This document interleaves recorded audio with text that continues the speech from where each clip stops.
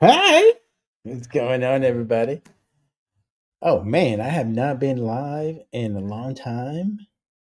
Oh my goodness, we are all over this sucker. How's everybody doing?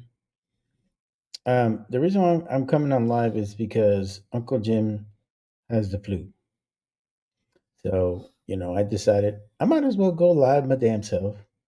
See if I can get some of the guys that we usually get to come on to my show. And see how things are going. But yeah, that's about it, guys. I just wanted to see if anybody is around and can see me. So today, I was actually. Hi, what's going on, Gunpowder Beauty? And girl, I ain't seen you forever. Forever, ever, ever. Where you been, girl? Behaving? All right. It is good to see you, man. I have not seen you in forever, but I have not been live. I've been on chats for a long time, so it's good to see you. Hope you're doing well. Hope the family's doing well. And I know. Tell me what's going on with you. What's going on? I see four people out there. I don't know who's out there. Oh, what up? What up? What's up? What's going on, man? So, guys, I'm in here because Uncle Jim's got the flu, man. He got the flu buggy, and he does not want to do it anymore. And I don't blame him. And we got Mark Thomas. Mark Thomas is the man. Man, are you still awake, Mark? What? Go ahead with your best self, brother. Go ahead now. Oh man, wow, beheading, huh? Damn, girl. Mm. Man. So, anyways, guys. So like I was saying, today was a great day. Today was I went to the range. I went and shot some of my pistols I have not shot in a while. It's I just not had a chance to go out and do things, man. And it's been kind of irritating me. And so I wanted to get on the range and see what else is out there, man. It was good. The other good thing about it is I got a good friend of mine that don't he's pretty much the manager of the range that I go to. He's one of my former soldiers, so he got me pretty much my own little spot, and it's kind of cool because I can kind of relax, not have to deal with stupid people. I think the last time I went and shot in the shooting area where everybody else shoots, I really got into it with this fucking guy because it's basically one long strip, right? And there's like targets everywhere, right? And this guy decided to fucking want to shoot the targets that I'm shooting at. And he came like from across and he was trying to do this crap. I went off on his ass. And I didn't give a shit because to me, it's like you're being stupid. I'm trying to shoot and you're over here putting your fucking gun to where my lane's at. And I didn't give a fuck who he was. I went off on his ass because it's just stupid, man. It is just stupid. Some of the people out there that go to the ranges that have no fucking range etiquette whatsoever. You know. Uh, well, CZ's helping the Canadian government confiscation. Well, man, nothing that's coming out of Canada doesn't surprise me, man. Canada's just all fucked up, and to a certain point, you kind of can only blame themselves because they decided to vote for this Carney guy who's just as bad as Trudeau, man. So feel bad for the Canadians, man. Uh, I don't know, man. I would probably look into that before you start saying stuff like that because it doesn't make sense um, for a company to want to go against their customers. It's kind of like the same thing that happened to Liberty Safe. You guys remember that shit? Um, you know, Liberty Safe to this day has not been the same, and it probably will never be the same. So, like I tell you, man, I have not had a chance. You be quiet, Bruno. This boy's crazy. It's been crazy, man. A lot of stuff going on right now with the with a lot of the governments kind of overreaching their powers. It's been kind of crazy, and I know it's not just happening in Canada. We've had some craziness stuff happen here in the United States. So I mean, nothing nowadays really surprises me, man. So, well, like I was saying, I went out to the range, man, and got to go out there and um, shoot in my own area because the last time I went out there, this fucking guy wanted to cross shoot from where I was at. Didn't fucking do well with me. I was not in a good mood. It's like it's. I use the range as a way to like let go of some of the steam that's going on out there, and when you have idiots like that kind of mess it up for you, it just really irritates the shit out of you. So, and anyways, that happens. So nowadays, I just get my own little area. Usually, Saturdays, the cowboy shooters are not shooting, so I go shoot in their area. So it's kind of cool. God just gives me that area down there, so it's cool, man. I really enjoy it. So, Western Canada, looking for the big exit. Hmm. Are we talking about exiting out of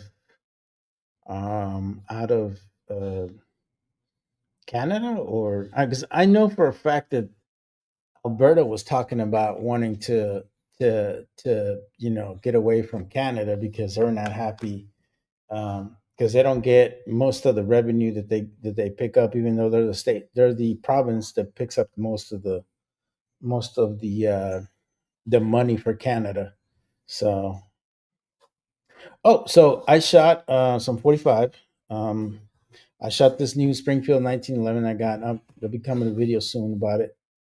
Just picked up a Springfield 1911, a TRP 1911. Not a cheap fucking gun. And damn, man, that thing's a tack shooter, though. That thing is super accurate, man. I was like, I'm gonna tell you something. I'm an intermediate shot, but that thing makes me look good. I was like, I like it. So, yeah, I think Alberta's trying to get the hell out of Canada because they're not really happy. They're wanting to become independent and all that good stuff. So yeah, but I don't know what it would take for that to happen. Um, I mean, at this point, I really don't give a shit because we have our own problems here in the United States. Although Canada is important because they do produce a lot of raw materials for the United States, such as petroleum and wood and natural resources. To a certain point, that seems to me like that's their problem. We got no fucking problems right now, man. I mean, in all honesty, I don't know how you guys feel about this shit, but you guys gone to the uh, to the store lately, man? Um, it's you don't get much for fucking $100 anymore, and that shit irritates the fuck out of me because you know, and in all honesty, there are certain things. There are certain things that I really don't agree that are going on. This whole tariff war shit. That not crazy about that because in reality, some countries have bought into it, like the EU and England. But not every country is willing to put up with the shit. And the biggest one of them all is China. So, and we all know China's been trying to steal our intelligence properties and all kinds of stuff. There's really all kinds of shit that China has been doing that I don't agree with either. But to a certain point, this shows you that we have a lot of problems within our own organization because we still depend on a lot of countries for basic goods and needs and shit like that. So, I'm hoping that things get better. Um, Yeah, to a certain point, but I still think they should have gone about it differently. I think if anything, my humble opinion is that when he came to the office, he should have set up a meeting, set up a couple meetings here and there, and say, "Hey, look, let's try to work something out," and put the pressure on them while they're in the view of the media. And then if that doesn't work, then you do what you got to do. But in some cases, that was not what happened. And I'm all about fair trade. I really am. I'm all about fair trade, but at the same time, when it's affecting so many people, it's getting crazy. Yeah, and see, that's another shit I don't understand either. Why the fuck are we giving $40 billion to Argentina? Now I know for a fact that Argentina has been struggling financially for a long time. They're actually going broke. To be honest with you, Argentina's been having a problem over there because they've been hurting. Their economy is probably one of the worst ones. It's probably like the modern Greece. Not too long ago, about 10 years ago, if you guys remember, that everyone kind of bailed them out regarding that shit. Argentina has been going through this issue. I get to see a lot of it because my wife has a tendency of watching Univision, and they always talk about Argentina and all the crazy stuff that goes on in there. And really, that president is he does not really impress me at all. Um, but we'll see what happens, man. Um, I don't know if you guys heard about this shit, but not too long ago, Pete Hegseth talked about having some fucking Qatari base in Idaho to train their fucking pilots. I'm like, kind of shit is that, dude? Like, um, I'll be honest with you. We kind of went through the same situation, and I kind of understand where they're coming from on this shit because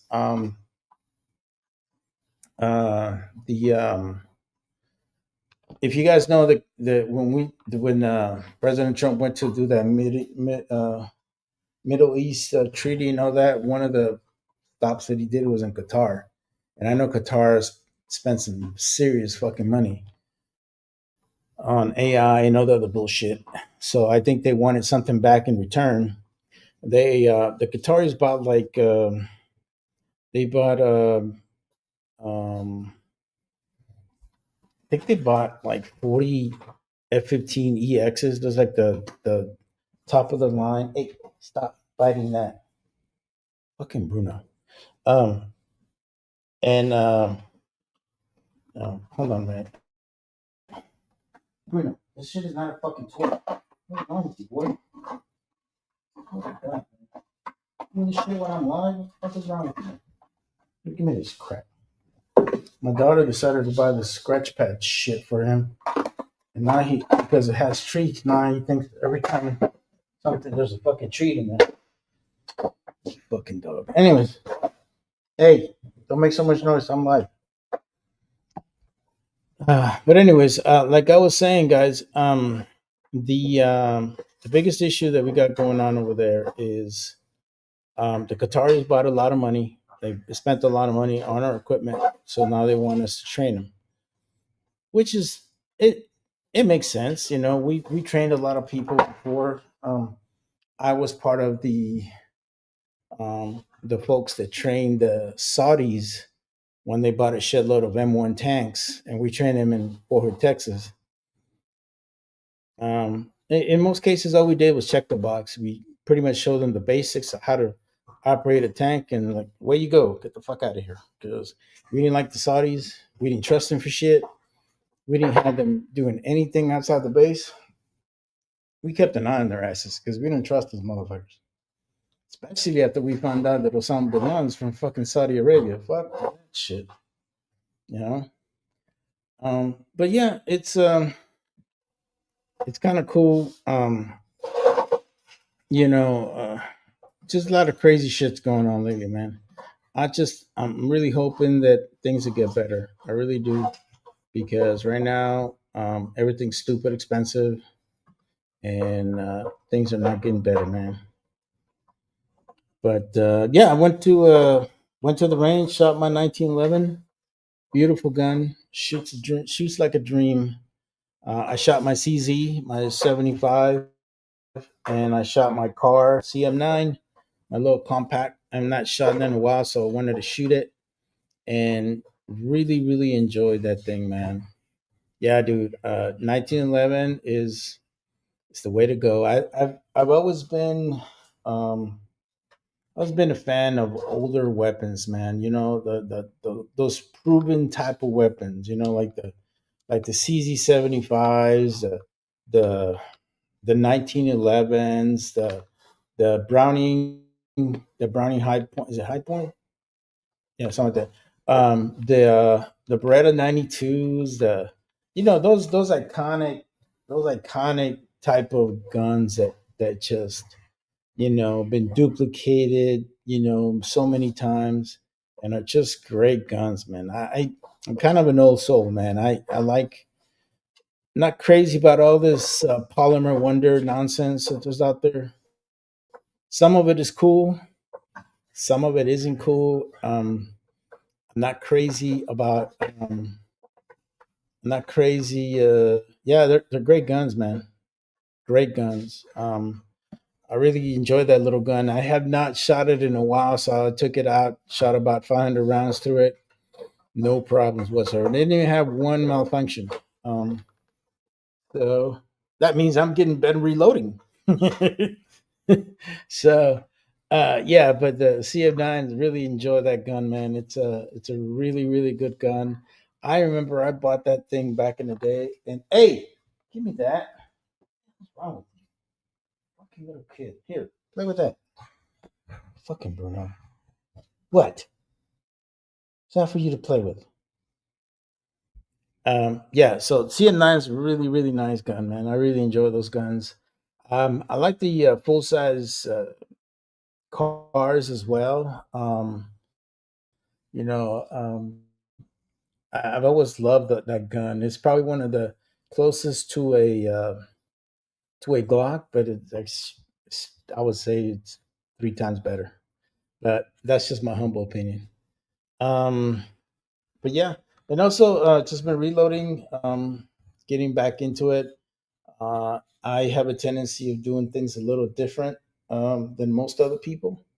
I have a tendency of reloading and casting during the fall and winter months, and when it's summer, a little bit on the spring. But in the summertime, no, I don't even go near a reloading bench because, unfortunately, my house is not big enough to have my own reloading room, or one of these women that live with me has not wanted to move out yet, so I don't have my own man cave. Um, so, um, so right now I have all my reloading stuff in the garage, and if anybody's ever been to Central California, you guys all know that's the devil's asshole over here in in the summertime. It is stupid hot, man. So yeah, you don't want to go near the garage in the summertime. So usually around this time, I start cleaning my presses and then re-lubing them, getting them all set up again, and start reloading. I'm prepping a lot of 9 mil, a lot of 45 right now, so that's keeping me busy, and it's good because been dealing with a lot of stupid shit at work. So getting away from all that, it's always good. And reloading and prepping brass is definitely one of those things that I really enjoy, especially when you put good tunes on, man. You kind of have a tendency of forgetting about stuff. Usually, when I'm reloading, I don't keep my work phone near me. I have a tendency of putting that aside or putting that in the living room. And I figure if they call me, then they'll call me. And if they don't, I don't care. I think one aspect that sucks about my job is that I'm on call all the time, which has a tendency of kind of affecting me because it's kind of hard for you to get away from work, and that's why in reality, as soon as things get better, or if I find a better job, I'm definitely going to get out of it because I don't like being on call. I don't like having to have somebody call me on the phone at all kinds times of the night. Um, it's not cool, man. Like, it's really hard for you to get away from all the nonsense of work when they can call you all the time. So trying to get away from all the on call type of jobs and trying to find something that is just more steady and doesn't require so much of my time. Yeah, man, it's hard for you to relax because usually if they call you, and where I really get really pissed off is if it's they're calling me for a question they can ask me on a Monday. Especially you're bugging me on a Saturday or Sunday. And I've gotten to the point where I had to put my foot down and be like, hey, look, man, after hours, after 6 o'clock or whatever, don't call me unless it's an emergency, man. Because after that, I don't like answering phone calls, and I get to a point that I start becoming an asshole. In my previous job, I had this one guy fucking call me at 2 in the fucking morning because he works night shift. Call me about his fucking vacation. I went off on his fucking ass, dude, because it gets fucking stupid, man. What's going on, garage guy? Saw you got yourself a new Ruger, man. So is it no, not a Ruger? You got yourself a Taurus, right? Taurus. So I was checking out your video, man. That's good stuff, bro. But I like Tauruses, man. But yeah, they do have a lot of little flaws where a lot of little things are not really made that well on a Taurus. But I mean, for the money, man, what you pay for a Taurus, I mean, you can't beat it, man. So it's a great gun. Do they shoot? Do they work? Are they accurate? I've never had a problem with my Tauruses. They work, man. And recently they started putting Tauruses, the pistols, the what is that new one called? The GX3 or whatever the hell it's called. That's actually being sold out in California. So it's kind of cool, man. And what's up, Bernie V? What's up, bro? How you doing? So that's kind of exciting news for us, man. There's a lot of guns that are coming into the roster, so people are getting a chance to buy newer stuff now instead of older stuff that people were used to before. They recently opened up the Prodigy, uh, the Echelon. Um, there's been a lot of guns that have been coming into the staccatos are finally coming in here, and yeah, GX2. No, is that what this called? I'm not sure, man. I'm not very. What's going on, hobbies? What's up, bro? And yeah, man, it's kind of cool that we're starting to see newer guns coming into California. The staccatos are coming in. I personally think that gun's overrated, man. But I mean, if you want to pay 2,200 for a fucking gun, who am I to tell you no? But I just don't see the value in it. I mean, and there's a lot of people that are big on 2011s and they love those things and they think they're the greatest thing since sliced bread, man. But I don't think it's for everybody. I don't think a staccato is for everybody. Not if they would make stuff a little more affordable for everybody, then I would probably say it would be worth looking into it. But nah, man, I don't get the staccatos, bro. I really don't. Um, but yeah, there's a lot of cool guns that are starting to come into the market. I know you guys recently heard about the Glock ban in state of California, and in reality, is yeah. No, I turn that shit off. I think the only one, because see, that's not my personal phone. So on my personal phone, the only ones that I have in there that can call me after hours, because I put it on Do Not Disturb. And the only ones that I have in there that usually call me is other my daughters and my wife. That's it. I don't have nobody else in that shit. Everything else will go to voicemail or whatever because I have a hard time sleeping as it is, so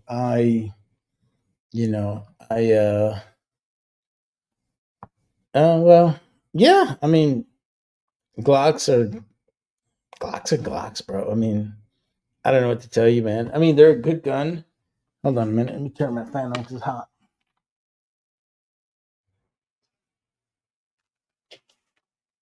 I mean, Glocks are cool. I mean, but you know what? The thing with Glocks is they haven't done anything to their lineup in 20 some freaking years, man. Not one thing. They do these little stupid little things like on the grip or stuff like that. Like, oh, this is innovative. This is great. This is Glock perfection. I mean, dude, to a certain point, you get tired of that shit. You're like, what? That's the best you guys can come up with. Like, I don't get it. Um, and to be honest with you, I have a hard time being an effective shooter with a Glock. I really do. It doesn't form that well to my hand. It really just doesn't form right, man. It sucks. I mean, am I effective with it? Yeah, to a certain point, you know. But you put a 1911. I mean, it's a different story, man. It's just I can shoot a 1911 better. I can shoot a CZ better. Why? Because ergonomically, they're just better guns. I can shoot a Beretta much better. Just the way it's formed to my hand, it helps. Look, man. At this point, if people have not really understood what Gavin Newsom is all about, he's all about ratings, bro. He's all about wanting to make himself seem like he's doing something, but he ain't doing shit. That's the problem with Newsom, man. He's one of those guys that says he does something, but he doesn't do something. He is the guy that will blame everybody else for fucking what's wrong in California, but doesn't go out there and look at himself and look at his fucking party and say, hey, we did something wrong. We need to correct it. They will never fucking do that shit. And that's the reason why people are so fucking fed up with fucking Newsom. That's the reason why the 2024 election should have been it's been an eye-opening experience for them because the Republicans picked up 11 new counties. They're all in red now, and the Democrats are scared shitless now. They really need to start taking people serious now. I don't know if you guys heard about this lady called Katie Porter. Well, this lady is running for the governor of California, and she basically made herself look like an ass on TV more than once. Uh, And one of the things that was asked is, what would you do to try to get the vote of 40% of Californians who voted for Trump? And she had this fucking like, oh, I'm gonna get him regardless kind of attitude. And I was like, what the fuck is this bitch's problem? Like, uh, you know, Glocks are like girls next door. They do all they do is say, yeah, bro. Yeah, that's if we would that is a perfect analogy right there, bro. I mean, you are all over it on that one, bro. That is amazing. But yeah, man. Hey, you know what? I just think we're honest. I think that's the reason why you like us, Bernie. Burnaby. We're just honest, bro. We do what it's like, Um, but anyways, let's go back to Katie Porter. This lady just made herself look like a total ass in front of everybody, and yet this is like the leading fucking person to replace Newsom. Like everybody sees that shit, and they're like, "No, we're not gonna vote for this retarded lady." You know who's actually leading the Republicans? Is a guy that used to be British, bro. He still has a British accent and shit. But you know what? Everything he says is good, man. Like I agree with most of the stuff he says. And I'm hoping that he does give them a run for their money, man, because it would be great to see some change in California.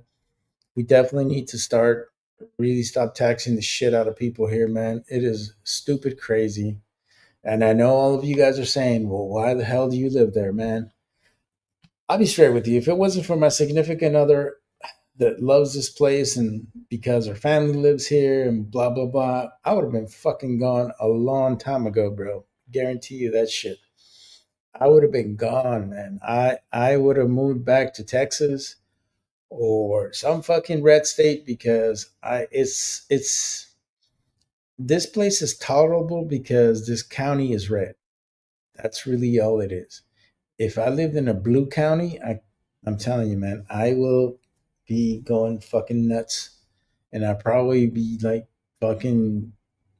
Uh, let's just say I would be getting called to HR a lot because um, I would fucking just lay it down, you know. Oh, and it is true, man. We're trying to keep the good fight here in California because in reality, man, I think what people are starting to notice all around the country, really, and pretty much all around the world, is that is the big cities where all the votes are at, and that's where they're outnumbering us. It's no different than in Washington State. It's no different than the rest of Oregon. Portland is run by fucking all the liberals, and that's the reason there's so much chaos there. Seattle and Olympia are just run by fucking liberals in fucking Washington, and these are great states, man. These are states that would do so much better by having different types of leadership there. Um, but it is fucking scary though. I'm not gonna lie to you. There's a lot of changes that are going on around, and some of them are good, some of them not so good. Biggest thing, here's my thing, man. We need to start making shit affordable, man. Because $100 doesn't get you shit in the fucking at the grocery store right now, man. And think about it. Even just going out to have a fucking lunch, how much does that shit cost you? Between $14 to $18 for a fucking meal? I mean, nothing wrong. I went to Arby's, man. Check it out. I went to Arby's and I got what I thought was a fucking, low tier fucking meal. Fucking $17 and shit. I'm like, what the fuck, dude? For a fucking meal that in most cases I would probably say uh 4 or 5 years ago was probably $10, $11. And you're gonna say, well, yeah, I mean, yeah, it's a difference, but if you start thinking about it, let's say you don't always have a time to go and make yourself a lunch at home, and you're running around like fucking chicken with no head, which has a tendency to happen to me a lot. It's fucking crazy, man. It's crazy. You know, um, and mind you, in most cases, these are restaurants that are running with kiosks. They're not even fucking running with, most of the time I'm doing my orders through a kiosk and I'm still trying to fucking find something to give me a coupon or some shit. But no, man, in some cases, I'm not even getting that. So, pretty crazy shit, man. I'm just hoping things get better. I really do, man, because, um, this stuff is starting to affect everybody, especially right now during the holidays. I'm getting I've been stressing lately because at my job, we pretty much support one of the plants that does we pretty much bring all the inbound material for them. Um, but the plant's going to shut down for like a month, and it's like, well, I got no work for my guys, so in most cases, I'm gonna have to lay off fucking 21 fucking drivers because I have no work for them, and it fucking sucks because I'm gonna really kind of being put in a situation where I can only say so much, uh,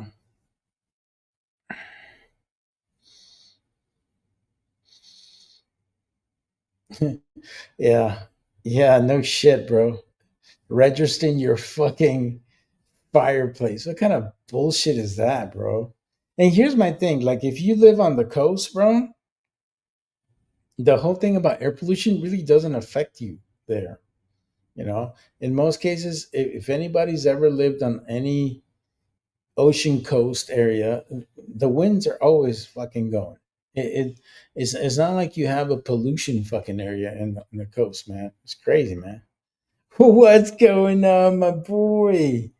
I am doing well, sir. I am so glad you're here. Thank you so much for coming in. I know it's kind of late for you over there in East Coast, but I hope you're doing well, man. I hope your kiddo's doing good and everybody's doing good, man. I have not heard from you in a while, man. So I'm hoping everything's well with you, man. Because Chico, it's been a while, my friend, and you're a great guy, man. And it's cool, man. You know, one thing I can tell you guys from the gun community, man, I've met so many people in here that probably would have never had a chance to meet in person, man. And in some cases, you know, we all get together on these platforms and talk, man. And oh, you watching the Tennessee and Bama game? Oh yeah, man. How's that going? Is Tennessee getting close, or is they still behind? I'm not watching football right now, man. Because here's my thing, guys. I'm a Dodgers fan, but even though they've been dominating, you know, I mean, dude, they got my blood pressure going, and right now USC's playing. I'm like, I don't want to go watch that game because it's a close one with Notre Dame. So I'm like, I don't want to deal with it, man. I need to kind of take care of my health, man. Oh man, 13-30, Bama. Man. Well, yeah, I like Tennessee a lot, man. I like Tennessee a lot. I got friends of mine that live in Tennessee, man. I've been wanting to go and experience a UT game for sure, man. They've been telling me that it's definitely an event. Not wearing that gaudy orange, so oh no, I'm not wearing that crap. But I will go and watch it. I definitely want to go check out how crazy SEC football is. Like, you know, you guys gotta understand, California is chill, man. We're chill. You know, you don't we're not as fanatic as people in the SEC. SEC is it's a different animal, man. Like they're crazy out there, man. Um, but I think that's why I think that's where the intrigue is, man. Man, the intrigue is there, so they can they're watchable, man. Uh, oh yeah, the Georgia beat the Ole Miss, huh? Yeah, man. That's another game right there. That's a good game right there. Ole Miss and Georgia. That's definitely good, man. But no, man, it's good, man. I got my even though really like for some reason, man, every time baseball playoffs happen, man, I have a tendency of going kind of affects my oh man, USC's kind of close, man. But anyways, um, yeah, it's has a tendency of affecting me, man. So I try to chill, even though they kind of dominated. But still, you know, always you always worry because the Brewers are a pretty decent team, but you know, not after yesterday's game. Man, Otani showing what's up. But yeah, man. Um, I don't know what you guys want to talk about, man. Because if not, you know, I don't want to keep you guys here. If you guys want to talk about a topic or anything you guys want to talk about, man, let's hear it. Because I'd love to get everybody's take on stuff. Um, because kind of running out of things to say here. I think Uncle Jim. I don't know if Uncle Jim went to sleep. I know he's been hurting, man. Uncle Jim is usually doing those 10-hour tats, man, and you're like, what the heck is going on here? but I don't know if I can do that long, man. I'm not well crafted chat master like Uncle Jim is. Um, but yeah, man, if you guys want to have a topic you guys want to talk about, man, feel free to let me know. We want to talk about reloading. You know, always talk about reloading. Um, I I would tell you, I ended up getting the bullet feeder for Dylan for my 750. Man, I feel like I'm cheating now. I mean, I really do. I really do. Oh, you're still here, Uncle Jim. I thought you were gone, man. I thought you went and puff puff give yourself back home or something. I don't know, man. Uh, but yeah, man, I feel like I'm cheating now, man. I put the bullet feeder and I got the 750 all load up with the I got I got everything on it, man. So now I just I just get lazy. I just do this the whole fucking time. Like there's, oh yeah, change primers. All right. Oh, we got to put some more brass. I mean, like, dude, it is crazy how much brass that thing sucks up, man. Once it gets going, and yeah, and I really enjoy uh, the reloading. I know I kind of got myself into a, a major um, rabbit hole with reloading, and I kind of bought stuff that's expensive. But you know what? I really enjoy it. I really enjoy my Dylans. They're great presses, man. Really enjoyed the 550 a lot too. Did a couple hundreds of 380s not too long ago on it. Very smooth, no issues whatsoever, man. I think with the 550, it took me a little longer to master it. I don't know why.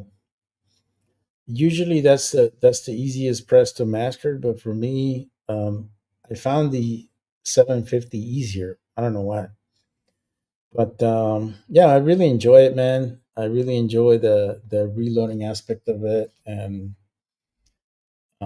just producing really good ammunition, man. Because now I remember back in the day, man, I used to reload on my Lee, and not that I was pretty good, but now, oh, you did. And I was thinking about getting a 3D one, man. Uh, yeah, and that I'm exactly in the same boat as you are, Chico, because there's times I don't have all the time in the world, man. And so being able to utilize the time that I have, and it's crazy how much you can produce in an hour in a 750. You have a 650, but the same damn thing. It's it's amazing, bro. I feel like I'm cheating now. What's going on, Scotsman? How you doing, brother? Oh man, I'm too dumb for a seven. No, you're not, Uncle Jim. I don't know, man. I just found the 750 easier for me to master. I don't know why. The 550, I had a hard time with it. I don't know why. Um, it's the same damn press. You're gonna say it's the same damn press. I don't understand how you not. I don't know.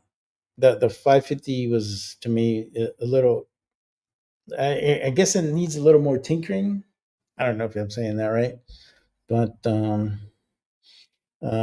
yeah, you know what? Either way, bro. Either way, whatever works for you, whatever it's easier for you. Biggest thing is just being effective with it, man. Uh, just being effective with what you got, man. Because nowadays it's easy. Hmm. Interesting.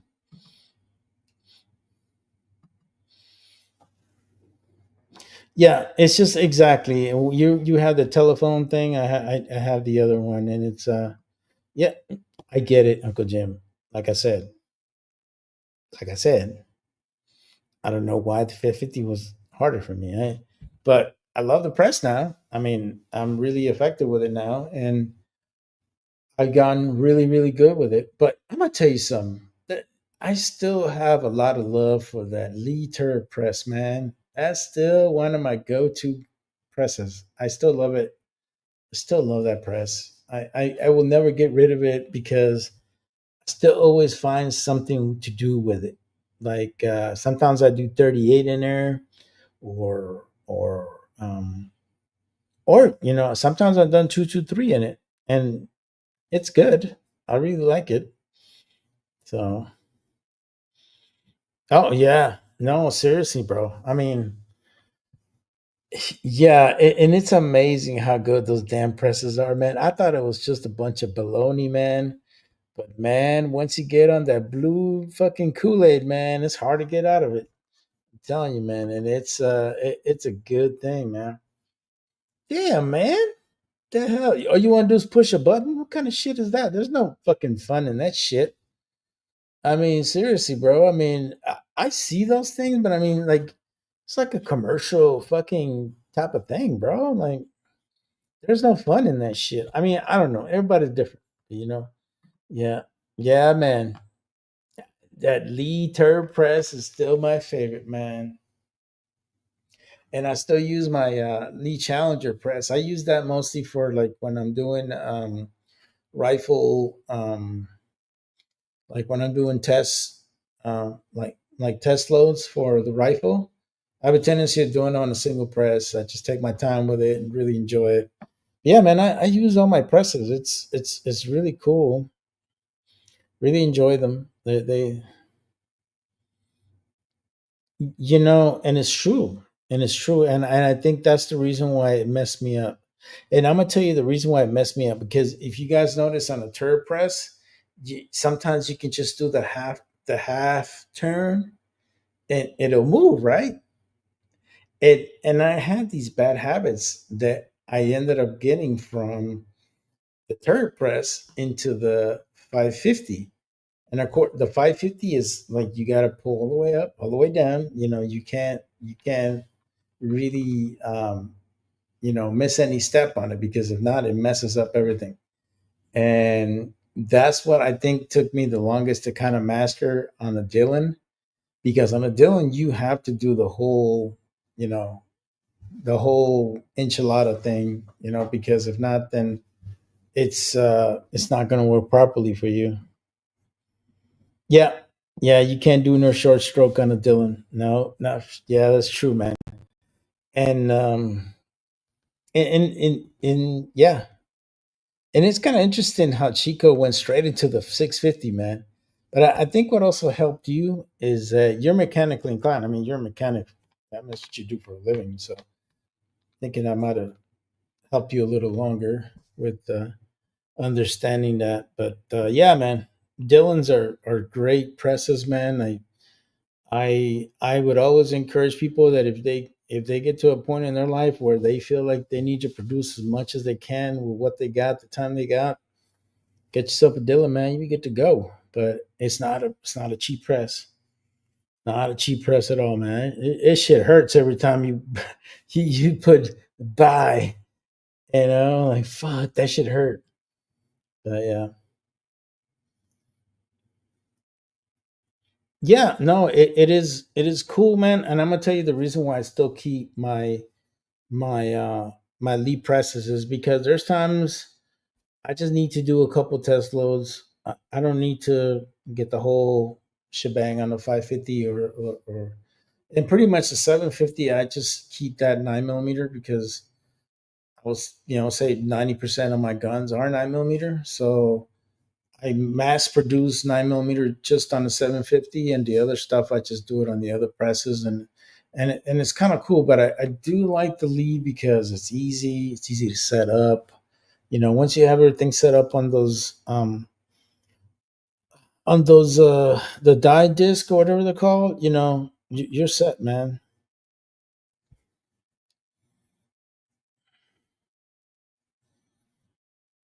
Yeah, seriously. And it's kind of funny because there's times where people come up to me and they're like, "Hey, man, where'd you buy your ammo?" I'm like, "Buy my ammo? I make my ammo." And to them, it's like foreign, bro. Like, what do you mean you make your own ammo? I'm like, "Yeah, I make my own ammo, man." And they're like, "What do you mean?" It's like, you get a press, you learn how to do it. You put on your primers, your powder, and you get a bullet, you put it on there and measure it, and all that good stuff, and get it going. It's like, wow, you can do that. I'm like, yeah, yeah, yeah. You know, that's a great question, bud. And you know what I ended up doing? Some of the things that I do is I wait, I wait for my birthday, and I go in Midway and get my birthday pricing for primers and powders. Powder is really expensive in California, bro. It is stupid expensive in California. Um, but you know, since I go see my grandsons in Vegas, I usually stop at one of the local stores there, and I usually buy all my components there because it's way cheaper. So that's how I kind of been doing it, man.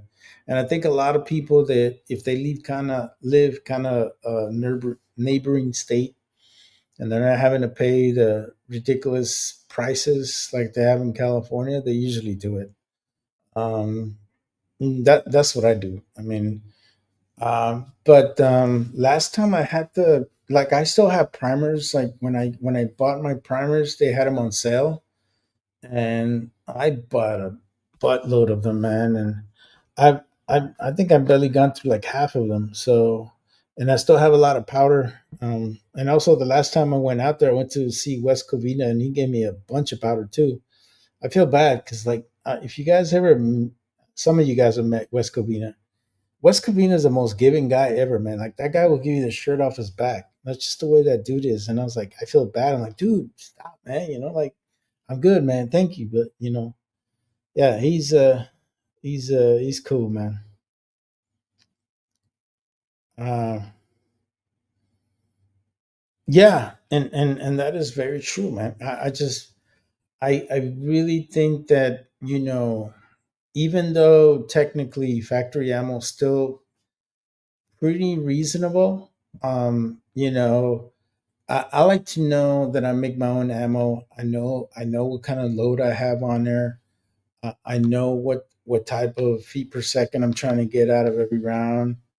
Um, yeah, those are all great things that reloaders do, man. And I think that's the reason why I love it. You know, I have gone 6 years without buying any ammo in California.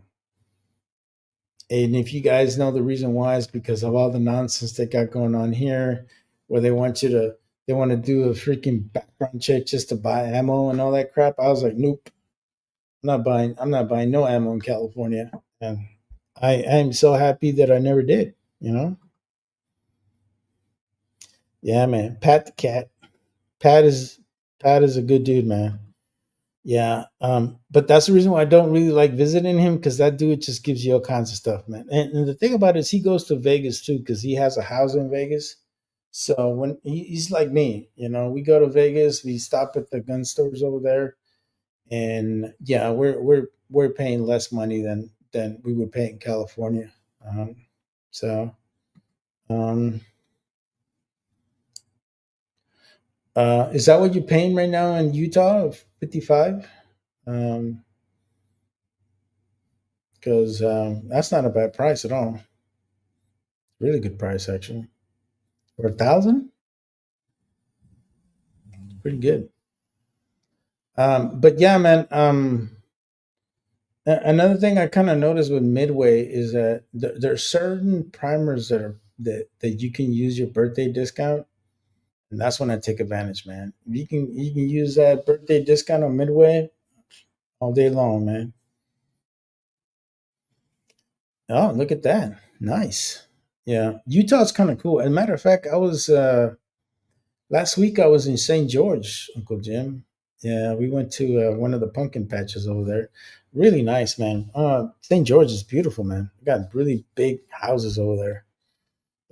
I can see why, because they have like freaking 20 kids over there. They got freaking Mexican tendencies times four over there. Yeah, no, and you know, I really enjoy it, man. You know, I even if for some reason I'm breaking even compared to factory ammo, I'm biased, and I have a tendency of thinking, yeah, I have better ammo than what's in that box.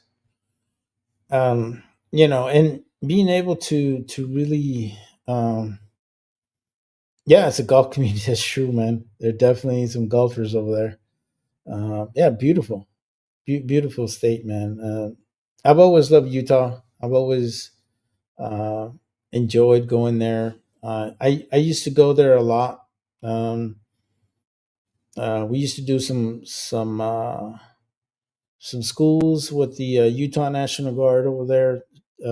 There, I forgot the city, but it's north of Salt Lake City, and oh man, really enjoyed it. So beautiful over there. People are very nice, and yeah, really cool. Really enjoy the Utah. It's a good community, good area. But man, those Mormon churches are massive, man. Like, why would you need a church that big? I don't get it. Do they really have a congregation that big? I don't understand.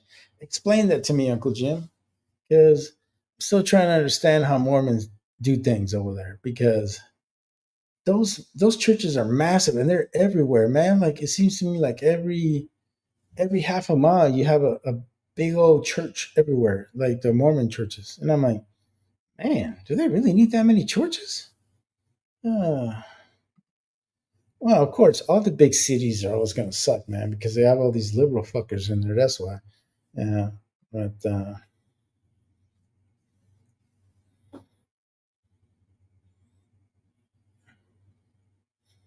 yeah. Well, I mean, it's Iowa, bro. I mean, Iowa is very pro gun. It's pretty much a red state. It's been voting red for a long, long time, and people in Iowa just they love their guns over there, man. So that's awesome. I'm glad you got to purchase some ammo in Iowa, and yeah, and I think going back to what Scott's been saying there about time. If you put, let's say, 1 or 2 hours of your time on a Dylan press, man, you can have little 50 can box pretty much full, man. I mean, it's amazing how much freaking ammo that thing cranks out, man. It's crazy. Yeah, I don't know what it is about their presses or why their presses make such good ammo, but they make good ammo. And not saying nothing's wrong with the lead because leads are really good. I made a lot of good ammo through them, but um, I don't know. The tolerances are way tighter on a Dylan, and maybe that's just my uh, experience. I don't know, but I know like Daniel has a Hornady press, locked and loaded, and he loves that thing too. So I think it's just whatever you're good at, you should always stick to it. That's how I look at it. Yeah, dude, I'm telling you, man. That's one thing that tripped me out about Utah. They got some big ass churches, bro, and I'm like, wow, you got that many people in there? Don't you need these big churches? I'm like, man, Mormons be throwing dollars, bro. But yeah, no, it's cool. It's cool. I really like Utah. Utah's really cool. They have some really excellent gun laws in Utah, man. My buddy used to live over there, and that fucker had a Barrett. We used to go shoot that shit all the time. I was like, yeah, buddy. Yeah, dollar a round. Fuck that shit. Not doing that no more. But yeah, it was great. It was great. I really enjoy Utah. Utah's cool. I don't know if I can handle the winter because I'm a little bitch when it comes to being cold. I don't know if I can handle that shit. But yeah, definitely like to visit in the summer or springtime because it looks badass. Really enjoyed it. But yeah, guys, I'm not sure if anybody's got anything else you want to talk about. You know, uh, but yeah, man, Uncle Jim, $55 for 1,000 rounds, man. 1,000 primers, good stuff there, man. That's really good. I don't think I even got that much in Vegas. I think in Vegas they were like $68 or $65 I paid for them. But I got a military discount, so it wasn't so bad. But yeah, it was cool. I mean, Nevada's got some a lot of cool gun stores in Vegas, man. If you guys go to Vegas, go check that shit out, man. There's a lot of good gun stores in Vegas.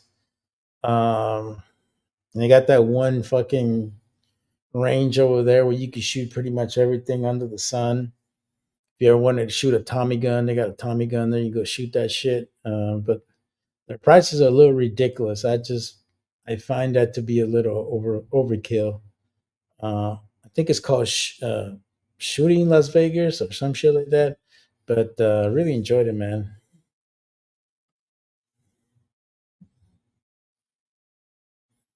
Oh yeah, Alaska is gorgeous, bro. Um, I did my fucking cold weather training in fucking Fort Wainwright. Fucking hate that place. Fucking cold as shit, but it's beautiful though. I ain't gonna lie. Oh, $65 for 1,000? That's not bad, man. That's not bad at all, actually. That's not bad at all. And Ohio's got some really cool gun stores too, man. Um, I've been watching a lot of videos where these guys go out in the country and visit some of the most iconic or the coolest gun stores in that state or in that city. Pretty badass. Well, there can never be another Rat Pack, Uncle Jim.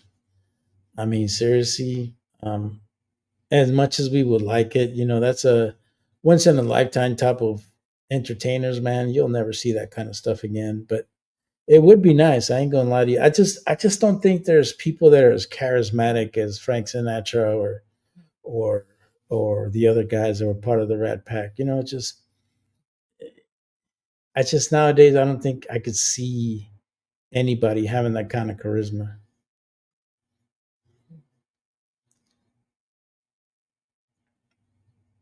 Marilyn Chambers? Who the fuck is that? I don't know who Marilyn Chambers is, bro. But nah, man. Yeah, and then that's the shit that people don't understand is that because gun owners are gonna fucking find their ammo and their accessories wherever the fucking they can get it cheaper, and they don't stop and think about it. You're fucking 4 hours from the Vegas border where I live at. You can just make a drive, fucking 1 day drive if you really wanted to. You want to be that hardcore and go and buy all the shit in Vegas and fucking come back chilling. And all that money could have gone to fucking California, but no, they want to play stupid games. Yeah, man.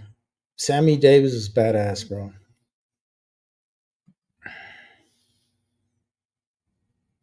Exactly, bro. It's just they don't have the personalities, they don't have the charisma, man. It's those are once in a lifetime type of excuse me, entertainers. You'll never see that again. But um but yeah, man, it's always cool to revisit some other cool people. Um yeah, man. Not too long ago I watched Bugsy again. I don't know if you guys ever seen that movie Bugsy. You stop and think about it. That guy kind of created Vegas, because back in the day, Vegas was just a little town where people would just stop by for gas and shit like that. And now it's a fucking humongous ass metropolis. Oh yeah, actually, after the first Ocean's 11, I stopped watching all the other ones. I just think they kind of overkill the shit out of that thing. All those ocean fucking movies, I just think they're just a little over. Because same thing that with the Expendables. Like after the first one, I watched it. I was like, ah, that's cool. The rest of that shit, I'm like, I'm not watching that shit. I just think it's a bit of an overkill. You can only get so much testosterone out of Sylvester Stallone. Um, you know, motherfuckers can't even shoot the shit right. You ever seen them fucking try to shoot a fucking firearm in those movies? pathetic, bro. I mean the only movies where I watched that were like sequels and stuff was John Wick because stop and think about it. Fucking Keanu Reeves got trained by fucking by Mr. Turan himself, you know? So and that boy's good. That boy's really fucking good. Oh, damn, really? Wow.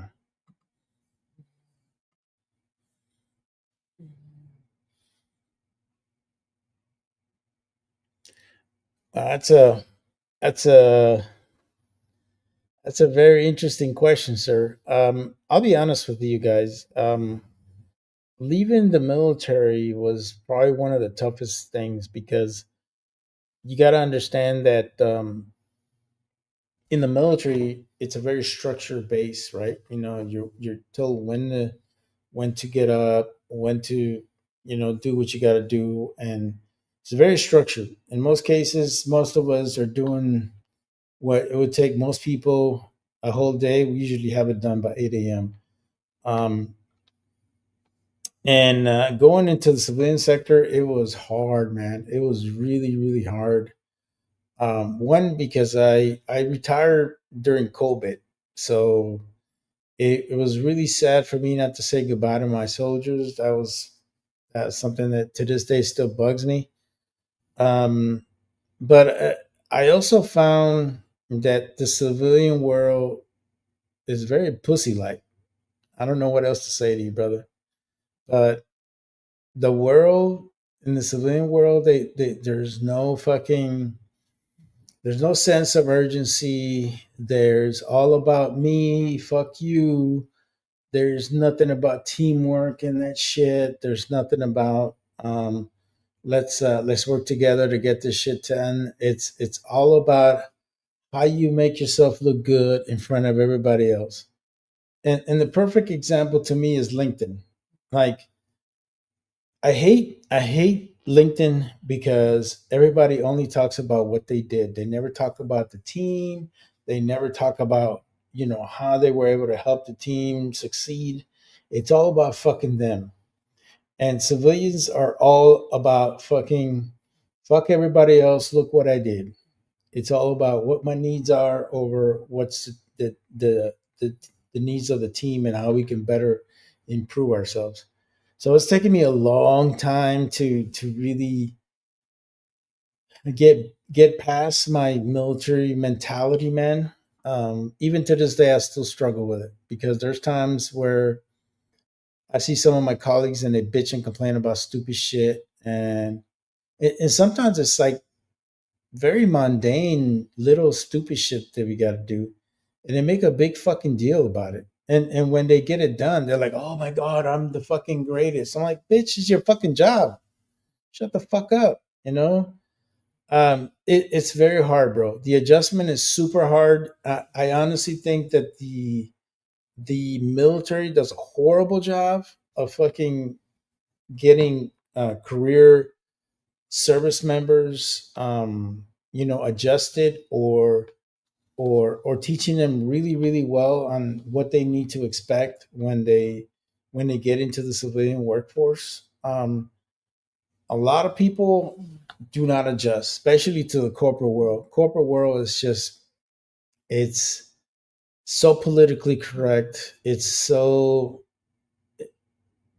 very frustrating. In many cases, we don't get shit done because if you're not politically correct, you have a tendency of pissing other people off, or other people have a tendency of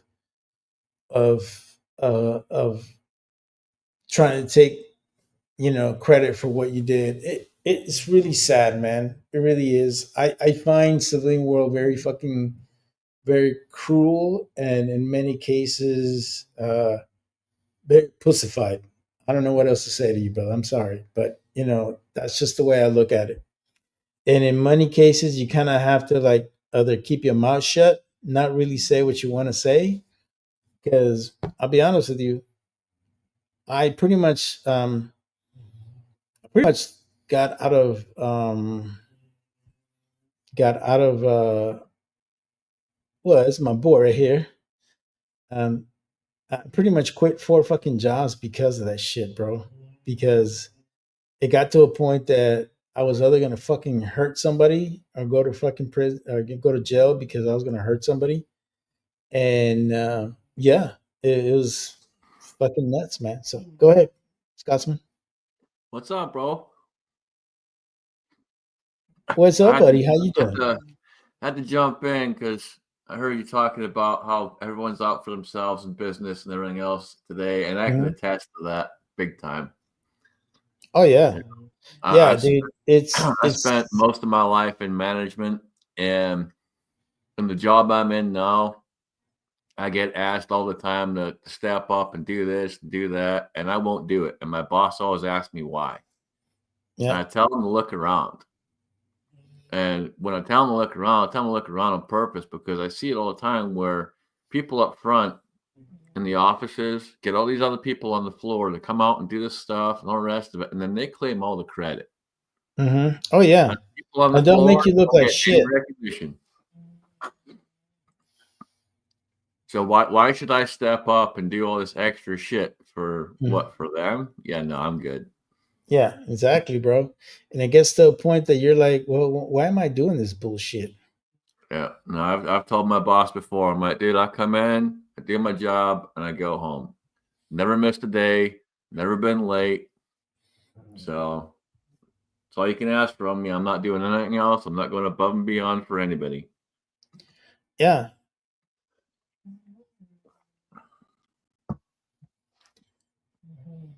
Oh yeah, bro. And exactly what you're saying. Chico, like you have to be very politically correct. You have to kind of really think about what you're going to say before you say it because there's always going to be somebody that wants to complain to HR about what you're doing right or wrong. And in some cases, man, I've gotten called for bullshit, really, you know? Um, and it's sad. It's sad because I feel that, managers have a tendency of getting the shit end of the stick on this stuff all the time. You know, they have a tendency of taking the side of the employee over you, and then you're wondering like, well, why the fuck am I here then? I Well, mean, and the problem there, and I saw this a lot when I was in management, because I was in HR pretty much almost every other day. I mean, if you can believe that one or not, right? oh, I believe it. You're an asshole, but I love you. um, but it was hilarious to me because these people would go in behind your back, you Mm-hmm. know, They didn't have the balls to and come and tell and you the shit. and make a claim, and then HR or the general manager or the assistant GM would pull you aside and hit you with this shit and just assume that you did it because someone said you did it. Mm-hmm. Instead of actually coming to you, talking to you, and asking questions, they just automatically assume that you did That you this. did it, yeah. That you're the one that. Now you're on the defensive situation with no information as to what the hell happened. Mm-hmm.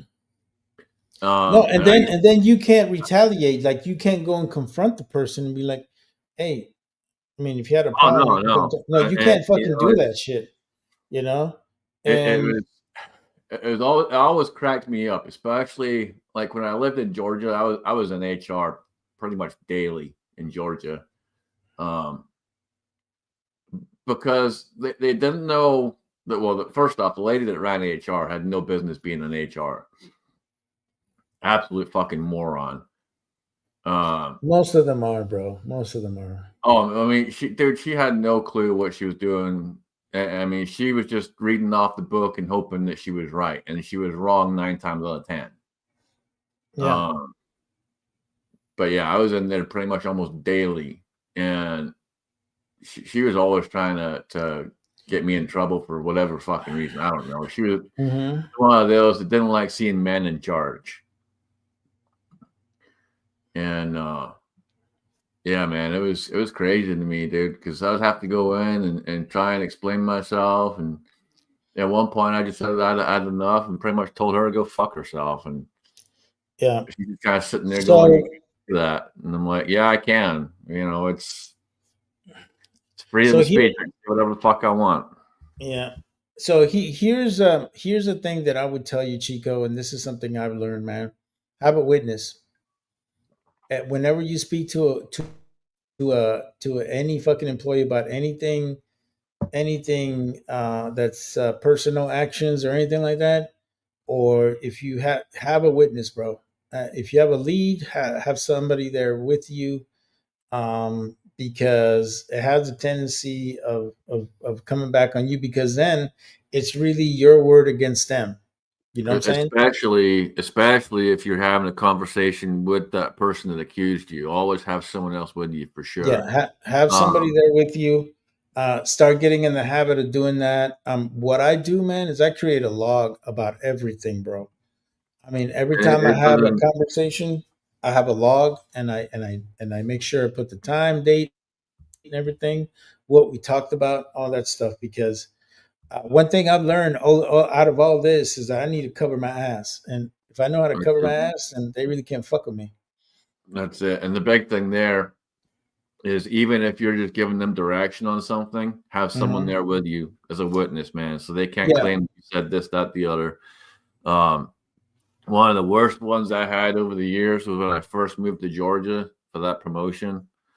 One of the gals in the back room, in the stock room, did not like me from the get go, and every other week she'd be up there saying I was sexually harassing her. And I mean, that happened the first week I was there, and I got called up by the GM, and I went in the GM's office, and the GM started telling me this shit, and I bust out laughing. And he's Right. like, what are you laughing for? And I'm like, do you seriously think I just drove halfway across the fucking country to lose my job in the first fucking week? And he just kind Yeah. of looked at me. He goes, oh. I'm like, yeah, dude, wake the fuck up. Yeah. And and the thing about it is, which people you really need to go that route with, and which you don't.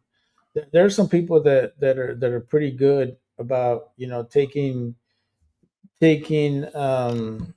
directions and all that stuff. And those, it's up to you, because you as a manager, you're the one that knows your people better than others, bro. You know what I'm saying?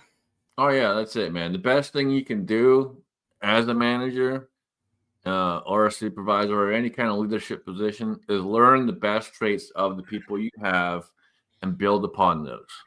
Yeah. Yeah, absolutely. Because the one, it's going to make your life easier, but two, at the same time, it's going to build that cohesion. Because some employees really like it when you come up to them and you ask them for certain things, or you're like the go-to guy on something. Some of those guys are cool, because then they start taking ownership of it, and they start really wanting to help you. Of course, there's Oh, some that are just one of the lazy best things that you motherfuckers. can do, one of the best things that you can do is just check in with them every day. Yep. You know, the one of the biggest things that I've seen over the years, I've been in management for fuck 20 plus years. The Hmm. biggest things that I've seen is lack of people having interaction with their people. Get Right. down and talk to them, check in with them. Hey, how you doing? What's going on with you? Check Yeah. in with 'em. Yeah. Most definitely. And in many cases, that will definitely help you build that relationship too, because they don't think of themselves as just a number, but as a person, and that always helps, man. But I'll be honest with you, man. I remember when I first came into this job, I ended up having to make examples out of people. I fired two people within fucking month and a half I was there, and how I was able to do it is because I logged everything. I saw their actions. And the thing about it is, in the trucking world, like, we have this thing called Samsara, which is basically a tracking device with the GPS, and you can see the has a camera in there. You can see what they're doing all the fucking time. And you're giving somebody who's got a fucking master's in criminal justice, and you're telling them, here's this fucking tool, use it. I'm going to use the fuck out of it. And I use it, and let's just say it worked to my favor. And in many cases, it was their actions that got him fired. So, you know, Yeah, man, you have to. You know, I've walked into positions where there was a lot of tension everywhere, and I've had to sit down the first week and have a meeting with everyone and say, "Look, this is how it's going to be going forward. If you don't like that, there's the door." Yeah. And And just lay the ground rules before it right. even And starts. that's what I did too on this last job. I basically told them, here's what I expect from you. Anything other than that, it's not going to work. And you have the right to leave. If not, you're gonna have a hard time with me because I'm not gonna tolerate it. And obviously, they had that oh shit moment. This guy's not fucking around. Yep. And my thing is, I rather come in strong, man, than to come in soft. I think when you come in soft, that's when they will use you, and they will use you to their advantage. And that's part of being a manager. You learn from that shit. That's what happened to me in my first job, and that was just because I wanted to be part of the team. But at the same time, that's how you learn, man. You learn from your mistakes, Yep. Absolutely, um, man. and Absolutely. Like some of you the definitely improve on them. some of the guys I see here where I'm working now, some of the supervisors, I see them doing certain things, and I try to talk to them like, "Hey, man, you might want to think about doing this or doing that instead." And they just kind of look at me as the guy that works in the back, and it's like, dude, I used to do this shit for a long time. Like, I'm trying to help you out, man. Trust me. I know how the people up front operate, and you don't need to be doing all this extra BS that. And some listen, some don't. Hey, it's whatever. I'm trying to help you out. Yeah, and some people are receptive to constructive criticism. Some aren't. Some have a tendency of getting offended. But that's just the way it is. Yep. And not everybody's going to be receptive to what you bring. Um, it's like I tell the guys, look, man, I've been fucking managing people since I was 19 years fucking old, and most of my drivers like look at me all fucking weird. I'm like, yeah, I'm fucking 52 now. I'm like, I've heard every bullshit excuse under the sun. So if you guys try something with me, understand I already fucking heard it. So here's my thing: just be honest with me. Tell me what's going on, and we'll help each other out. But don't bullshit me. Don't try to come at me like you think I'm stupid or something, because I've been there and I've done that, man. Right. So That's what I always just tell my people. Hey, if you fuck something up, just come tell me. Because if you don't come tell me, and I find out later on, it's going to be 10 times worse for you. yeah, You just tell know, them that you fucked come and up. tell me, own up to it. Yeah, exactly, man.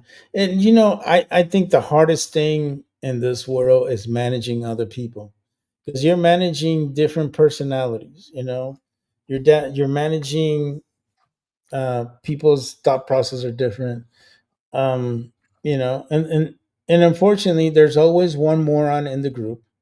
There's always one super fucking like super intelligent person, and there's always one lazy motherfucker doesn't want to do shit.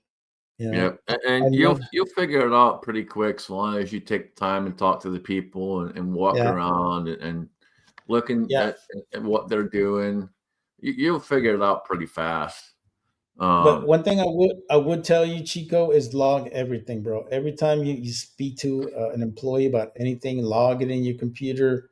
It can be just a simple log, man. Name, date, time, uh, discussion, outcome, whatever the fuck it is, whatever you guys what want to what do. what I used to do is I would email myself.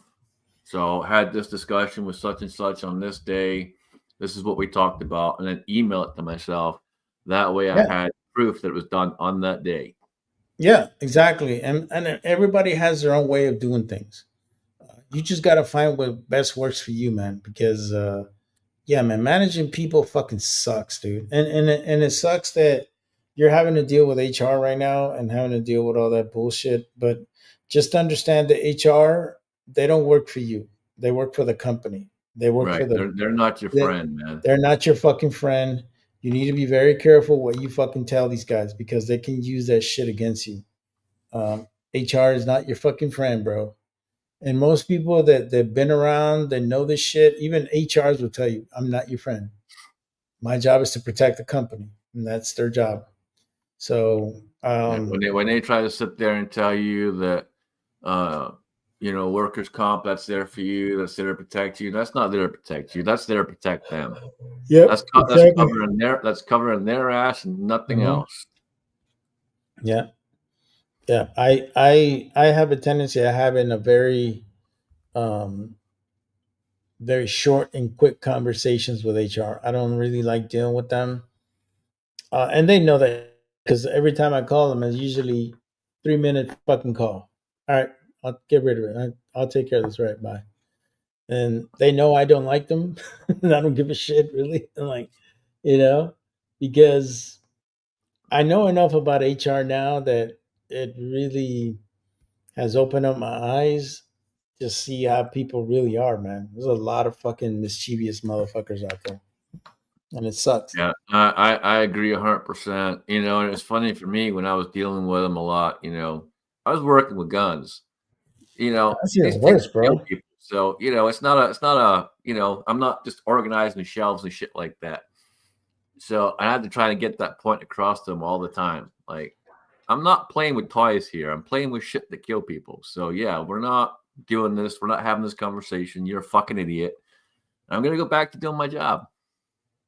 Yeah, yeah, and especially when you're dealing with firearms, man. Like, can't take that. I mean, honestly, that's the reason why I would never work in a gun shop because I know I'll probably go off on a customer for doing stupid shit. And And I, I it's tough, man. When you get guns pointed at you and shit, and I know you've probably had them pointed at you before, but when you're in that setting, you have to act a certain way, and you got to be calm. You can't lose your shit. You got to be Mhm. calm and de-escalate the situation before something dumb happens because they're not thinking in their head. They're just, oh, hey, can you look at this and tell me what it's worth? Oh, hey, can you, get me a holster for this, whatever it may be. And they just think it's normal to pull it straight out. Mhm. So, you know, Yeah. Yeah, no, and it's yeah, and I could tell you that it's the structures are a whole lot different, man. Going into from the military to civilian side, it's just completely different. My thought process when getting out of the military is that I was gonna go and join law enforcement because that's where my degrees came from. All my degrees are in criminal justice, and that was the route that I wanted to go. But after doing a internship with the California Departments of Corrections and seeing the shit that I saw there, I did not want nothing to do with that shit. You know, and it really opened up my eyes to see how fucked up the correctional system really is, and the people that are in it ain't worth the shit. And I could just see myself that these guys would fucking hide things from others that in most cases were just straight criminal shit, you know? And do you think that'd be different in a different state? no, I don't think so. I maybe I don't know. I don't know, but I'll be honest with you. I didn't get much of I didn't get much of a of a good woman fuzzy from the California Department of Corrections. I was like, nope, I'm fucking out. Like, Well, I I mean, don't want to do this it's shit. California number one. Nothing's really warm and fuzzy Yeah, no, other than the sunshine. yeah, pretty much, bro. Um, I'm not sure, but honestly, when I was there and working there, I fucking felt like I was incarcerated my damn self. I was like, fuck this. That's the kind of job I want, man. You know, because in many cases you felt like you were incarcerated. Because I mean, in most cases you were there fucking 12 to 14 hours a day, and I'm like, fuck this. Right. I'm not doing this shit, man. And it kind of opened up my eyes to not go in that type of People have recommended to me over the years to go do that and be a guard or whatever, and I'm like, you know what, man, I've heard some horror stories and shit over the years. I got Yeah. no desire to go do that job. Yeah. None. Honestly, when I saw this fucking guy throw shit at the other guy, I was like, nah, you don't pay me enough for that shit. I beat the shit out of that motherfucker for doing it, but that's just Right. fucking nasty, bro. Like, you're gonna throw Right. feces at another goddamn person? You can just imagine the fucking shit this guy probably got in his system. Who knows, man? You know? Yeah. Everyone suggested that with my background and stuff, but I'm just like, man, I got no desire to do that. Yeah. I just don't. No. And yeah, I don't know. But yeah, man, it's a doggy dog world in the civilian world, man. It's very different. Luckily for me, I probably want to work another 5 years, and after that, I want to just be fucking done with it.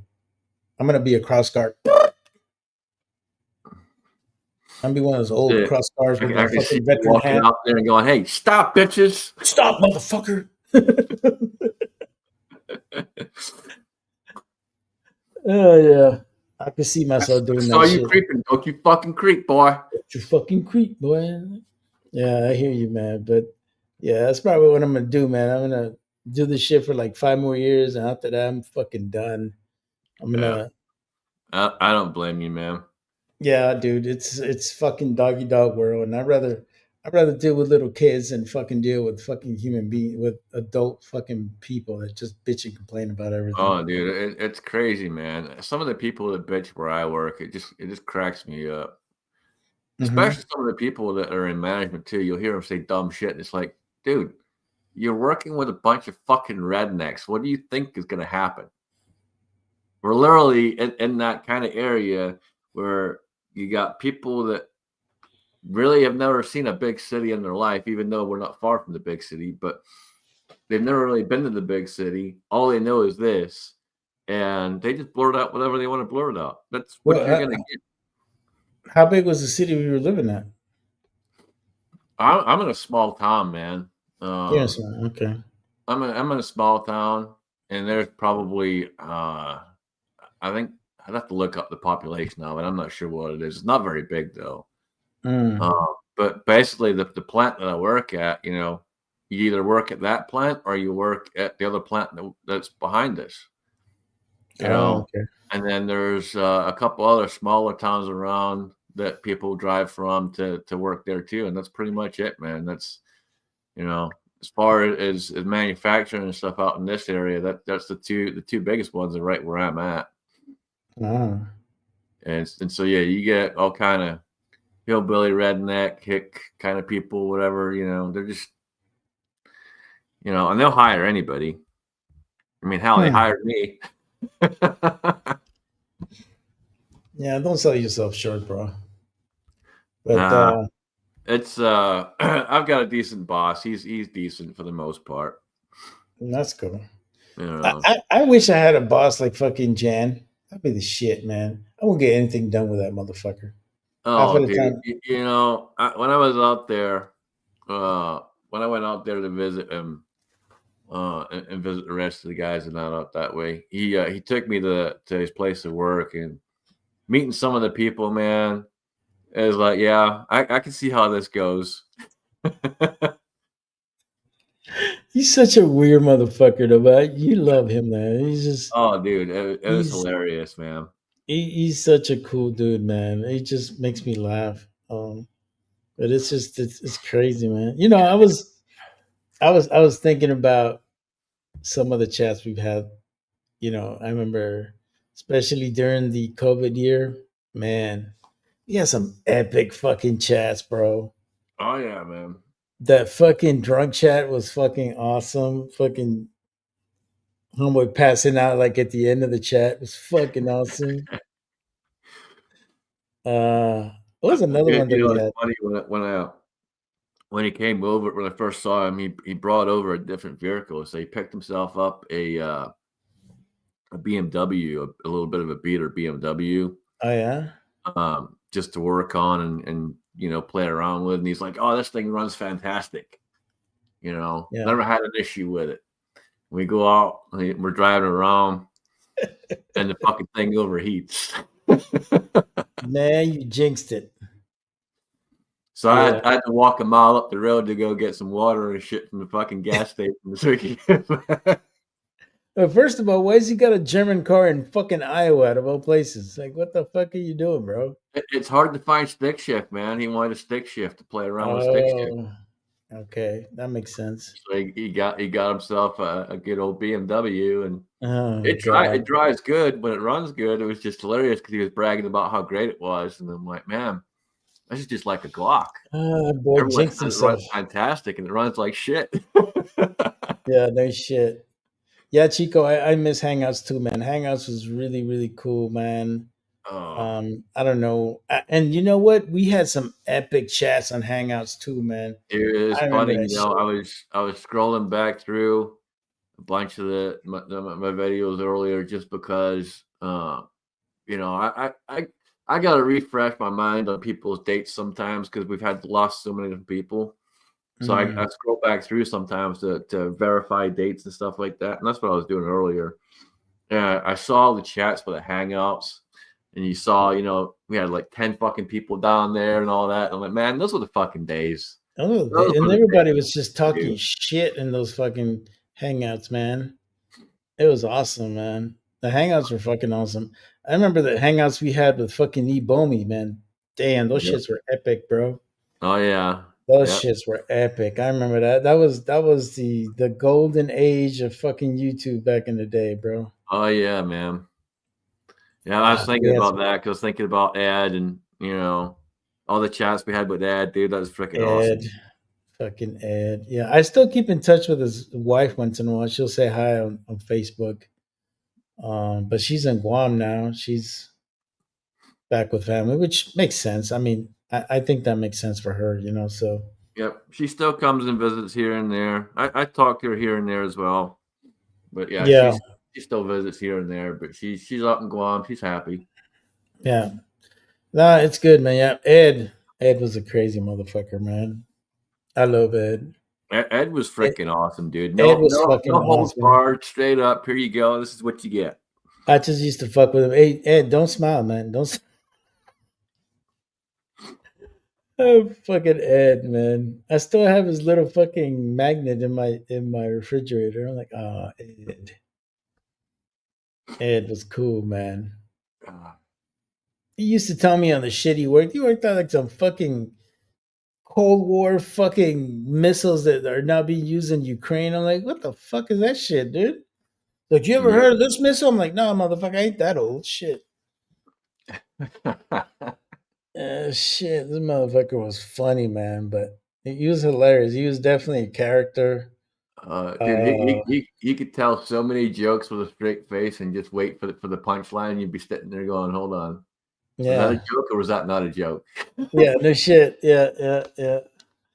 Oh man, and then I remember Cobra used to be in it back in the day. I don't know if you remember him. Oh yeah, yeah, yeah. Yeah, Cobra was on it. Yeah, we had a good fucking chat. We had a good group of people, man. It was so much fun. I used to look forward to Friday nights all the time because of that shit. Because it was fun, man, and everybody would just joke around and talk shit, and it was great. I really Yeah, just I enjoyed. remember the call-ins and stuff, and Oh, the I call-ins, used the to call shit. in, and you'd be like, you'd be on there, Yeah, fucking bearded Jesus. I know. That's fucking awesome. Oh, dude, those are fucking awesome. And I remember when people used to just crank call. That shows the most hilarious shit ever. Who the fuck is the one that always tried to talk like a woman? I forgot who it was. Oh shit. You know what I'm talking about. Yeah. Oh, I I'm gonna can't think of it, but it I'm was gonna have to so think funny, for a bit. man. And it was funny because sometimes people would make fucking Eric fucking blush, and it was the most crazy shit in the world. Because you see this ginger boy, and he's fucking blushing, and he just looks like a fucking strawberry shortcake looking motherfucker. I've made him blush in the basement before. It's fucking hilarious.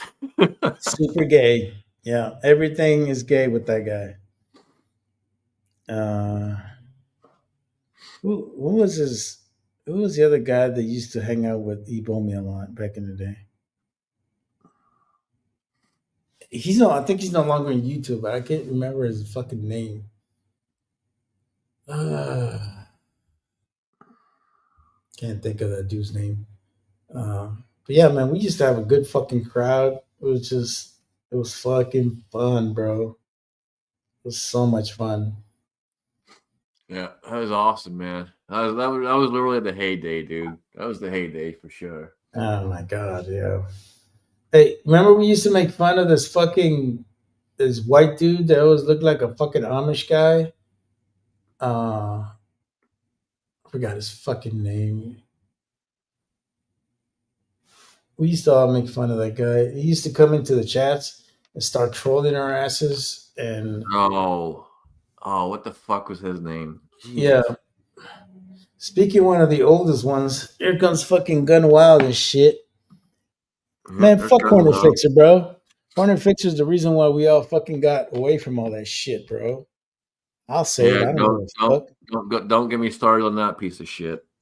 Fuck that guy, dude. I'll be honest with you. He's the one that ruined fucking everything, bro. Cause Cobra fucking left, fucking I left, Scotsman's left, fucking everybody left because of that asshole.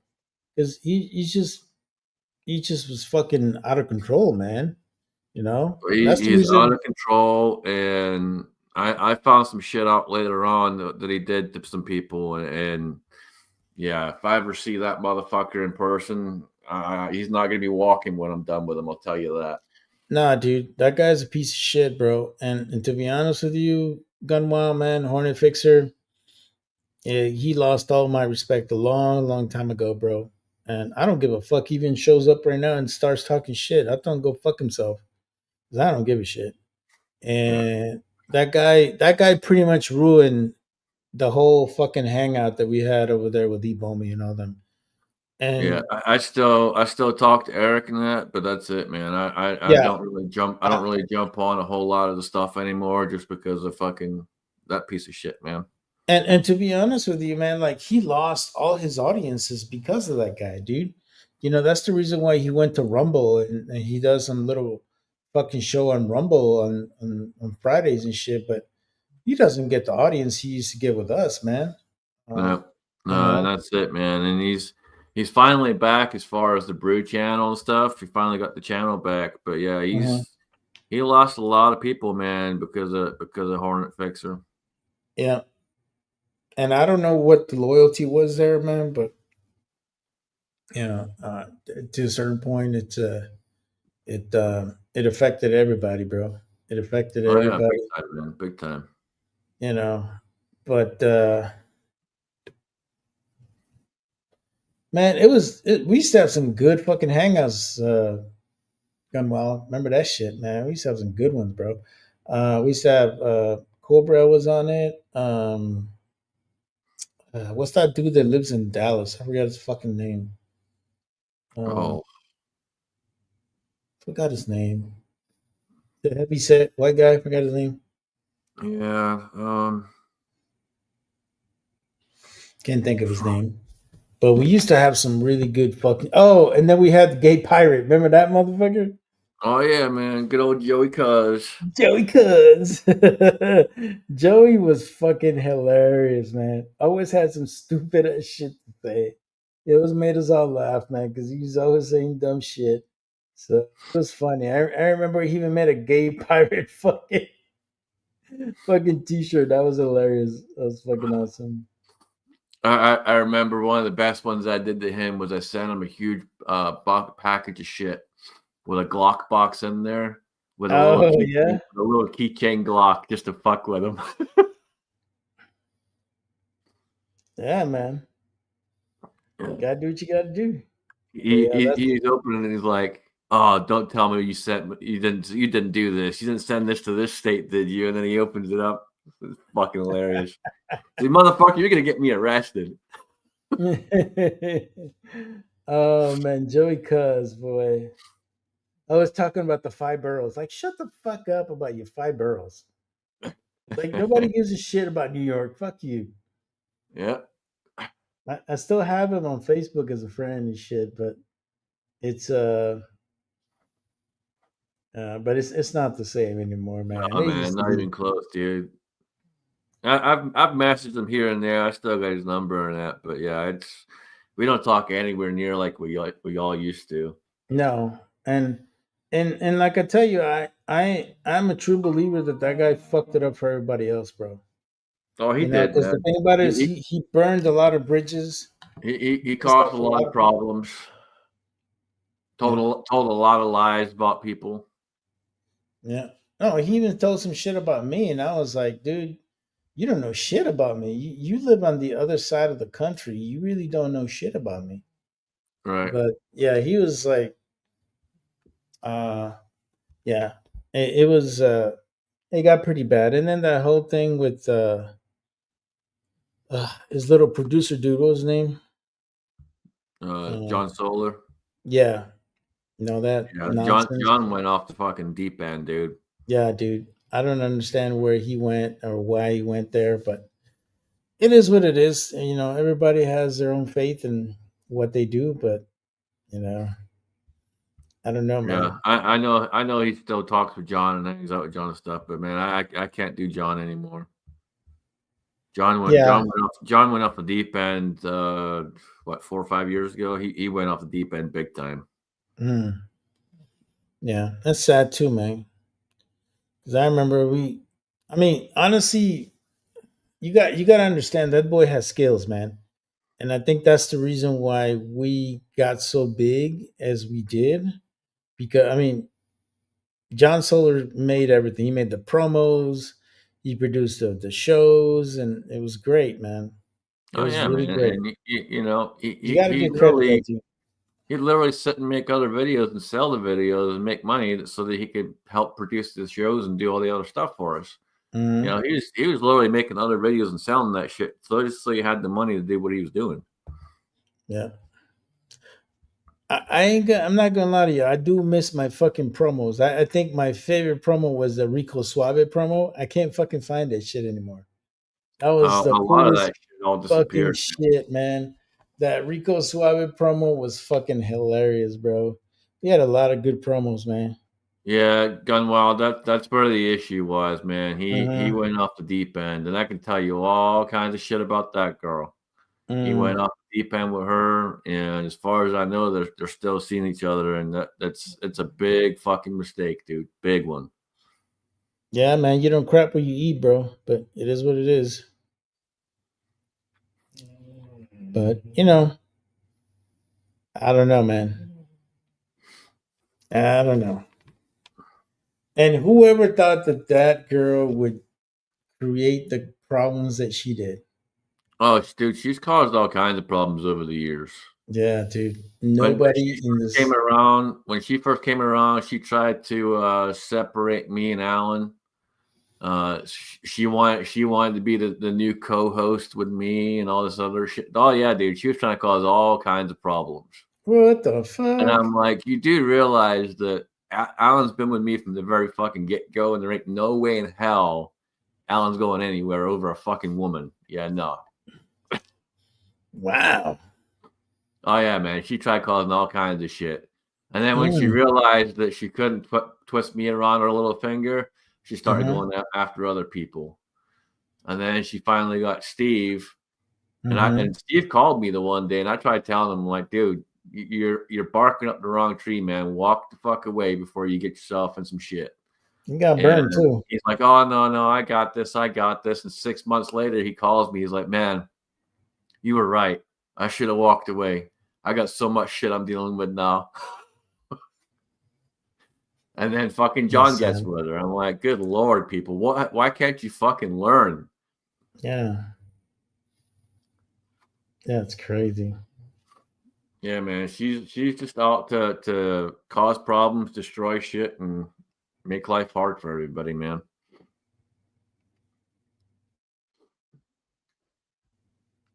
I feel bad for people, man. And it's sad that it's something like that was caused by one fucking person. Well, a couple people. It was a I'm gonna say it. It was a couple things that stacked up that kind of drove everything down. And do you know, to be honest with you, that's the reason why I kind of got away from fucking YouTube, man, because it wasn't fucking fun anymore. You Right. know, I mean, honestly, that was the only reason why I was in this shit. Because I mean, YouTube was fucking fun back in the day. We used to have so many fucking people in it, man. Um, Nowadays, once in a while, you see like a video from some of the older YouTubers, like the guy that scared the shit out of me not too long ago was uh what's that dude's name? The guy that's a carpenter. What's his name? Shit, can't think of it. Anyways, the guy has no facial hair, and I'm like, who the fuck is this guy? What's his name? Can't think of that guy's name, man. Fuck. Uh, I know a couple different carpenters. I'm not sure. the guy that used to have on his on his YouTube channel, he had the little vice, the wood vice. What's his name? Oh, Uh, what's that dude's name? Can't think of his name. oh, you're talking about Pops? Pops, yes, Pops Quest, man. Dude, he made a video and he had no facial hair. I'm like, who the fuck is this guy? Oh yeah, dude. He lost a ton of weight. He lost a shitload of weight. Ton of weight, built muscle up, and Good for him, though. He looks yeah, good. he's been going doing shows and stuff, man. He's out there busting butt, dude. He's doing what shows? Yeah, man. He went out and did a show where strength show and all that, showing all his muscles and shit off. No shit. He got that Yeah, dude. swollen, huh? Yeah, man. Good for him. That's awesome, man. I'm Yeah, glad he's he's put out doing a few good. different videos here recently. So Dude, I ain't gonna lie to you, man. I did not recognize Pops Quest, bro. I swear to God. I was like, who the fuck is that guy? yeah, man. Like, He doesn't drink anywhere near what he used to. mhm. Yeah, and I said, he's out there doing the bodybuilding and shit. And Good for him. I mean, shit, you want to do it? Go for it, bro. That's what's great about America. You do whatever the fuck you want, man. yeah, dude, You know?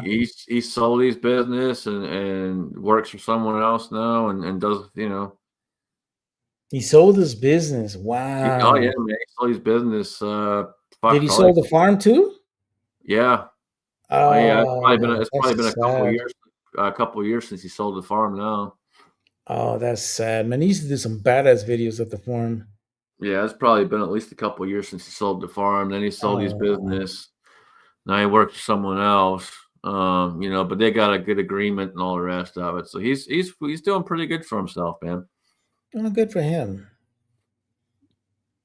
I seen Rick not too long ago, and I don't know he's been doing like fucking long, like the long distance shooting and all kinds of shit, getting all kinds of competitions and all that. Right, right. Yep, So that's good for him, man. He really got into that shit.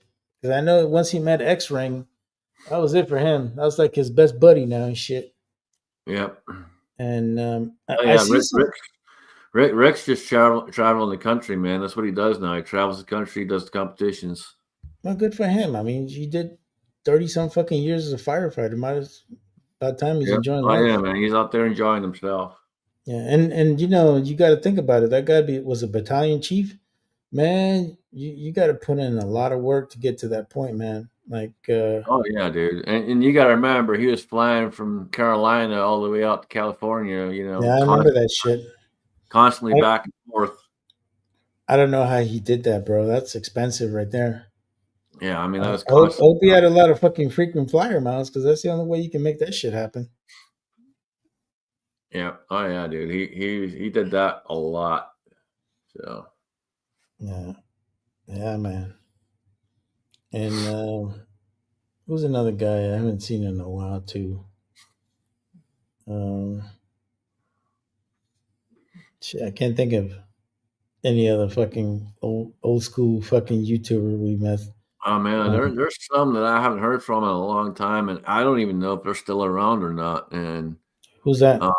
you know, it's like I don't know if anyone knows about Loco Ray. If Loco Ray's still around, I haven't. You know, I tried emailing him before, and never got a response. I don't. He was in bad shape. Oh Uh, yeah. he was in bad shape probably around 2018, 2019, and I haven't heard from him really since. You know what? Uh, I haven't heard from I in a hope while too, man. I Is hope he I hope Lakeview? he didn't pass, but I got a funny feeling he probably did.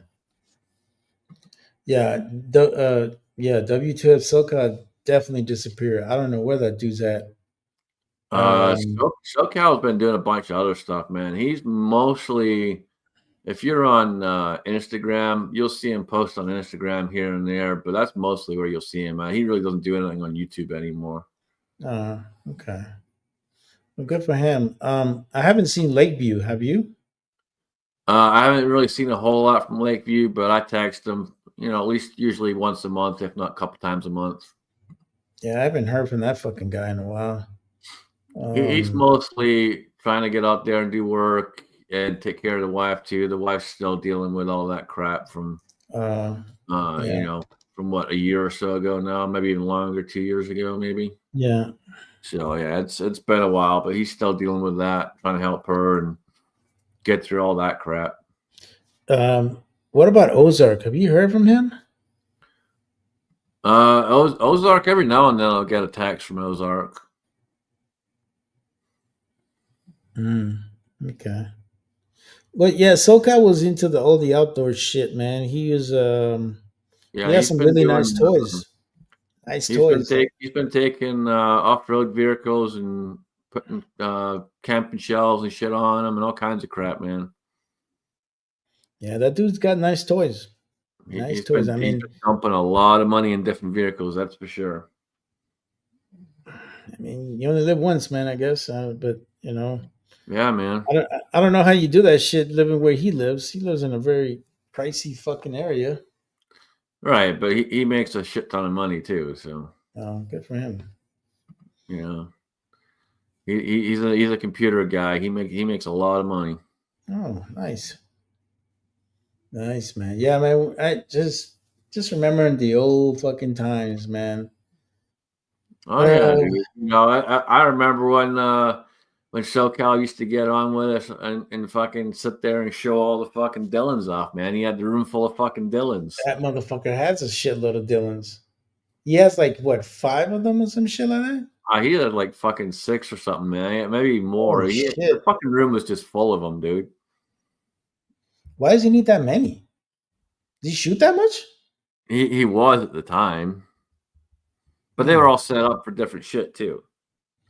Oh, he's too lazy to fucking convert. You know, if you've got that kind of money and you just say fuck it, whatever, I'm just gonna buy one set up for this, buy another one set up for that. Yeah.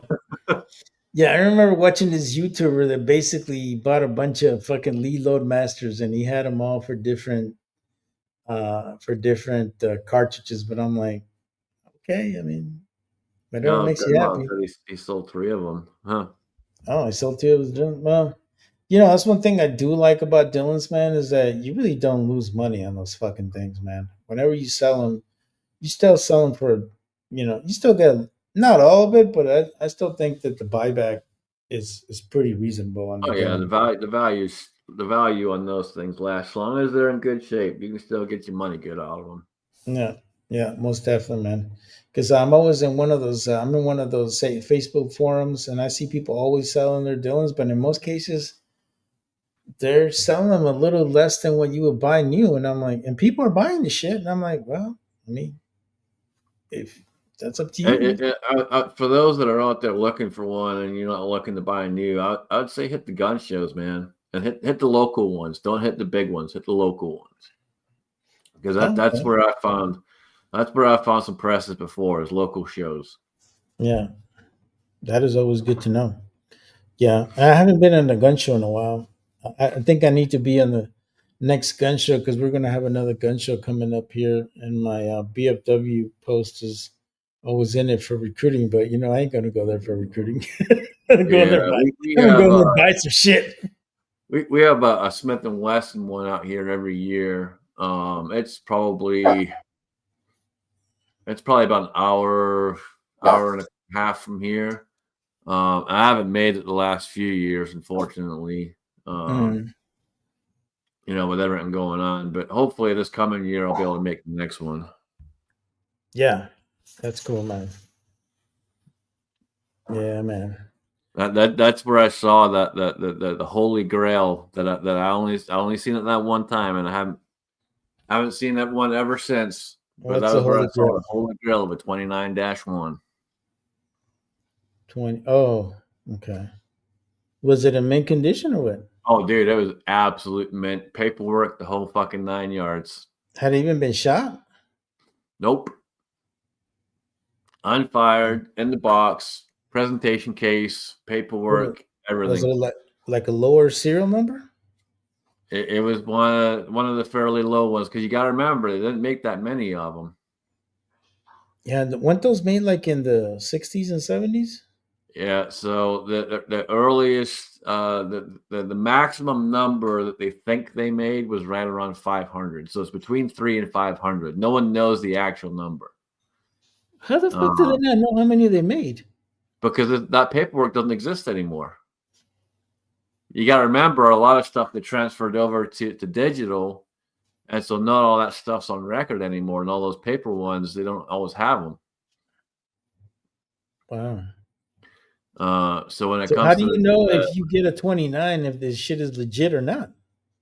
well, you can know there's different ways, but with the 29-1, like I said, there's only between 3 and 500. So you know, there's you could easily tell a fake, man. You could easily tell a fake. What's that what's the barrel on that one? The length. They did those mostly in 6.5. That's a big ass fucking revolver. Yeah. What's that, 44 Magnum? 44 Magnum, baby. Mm.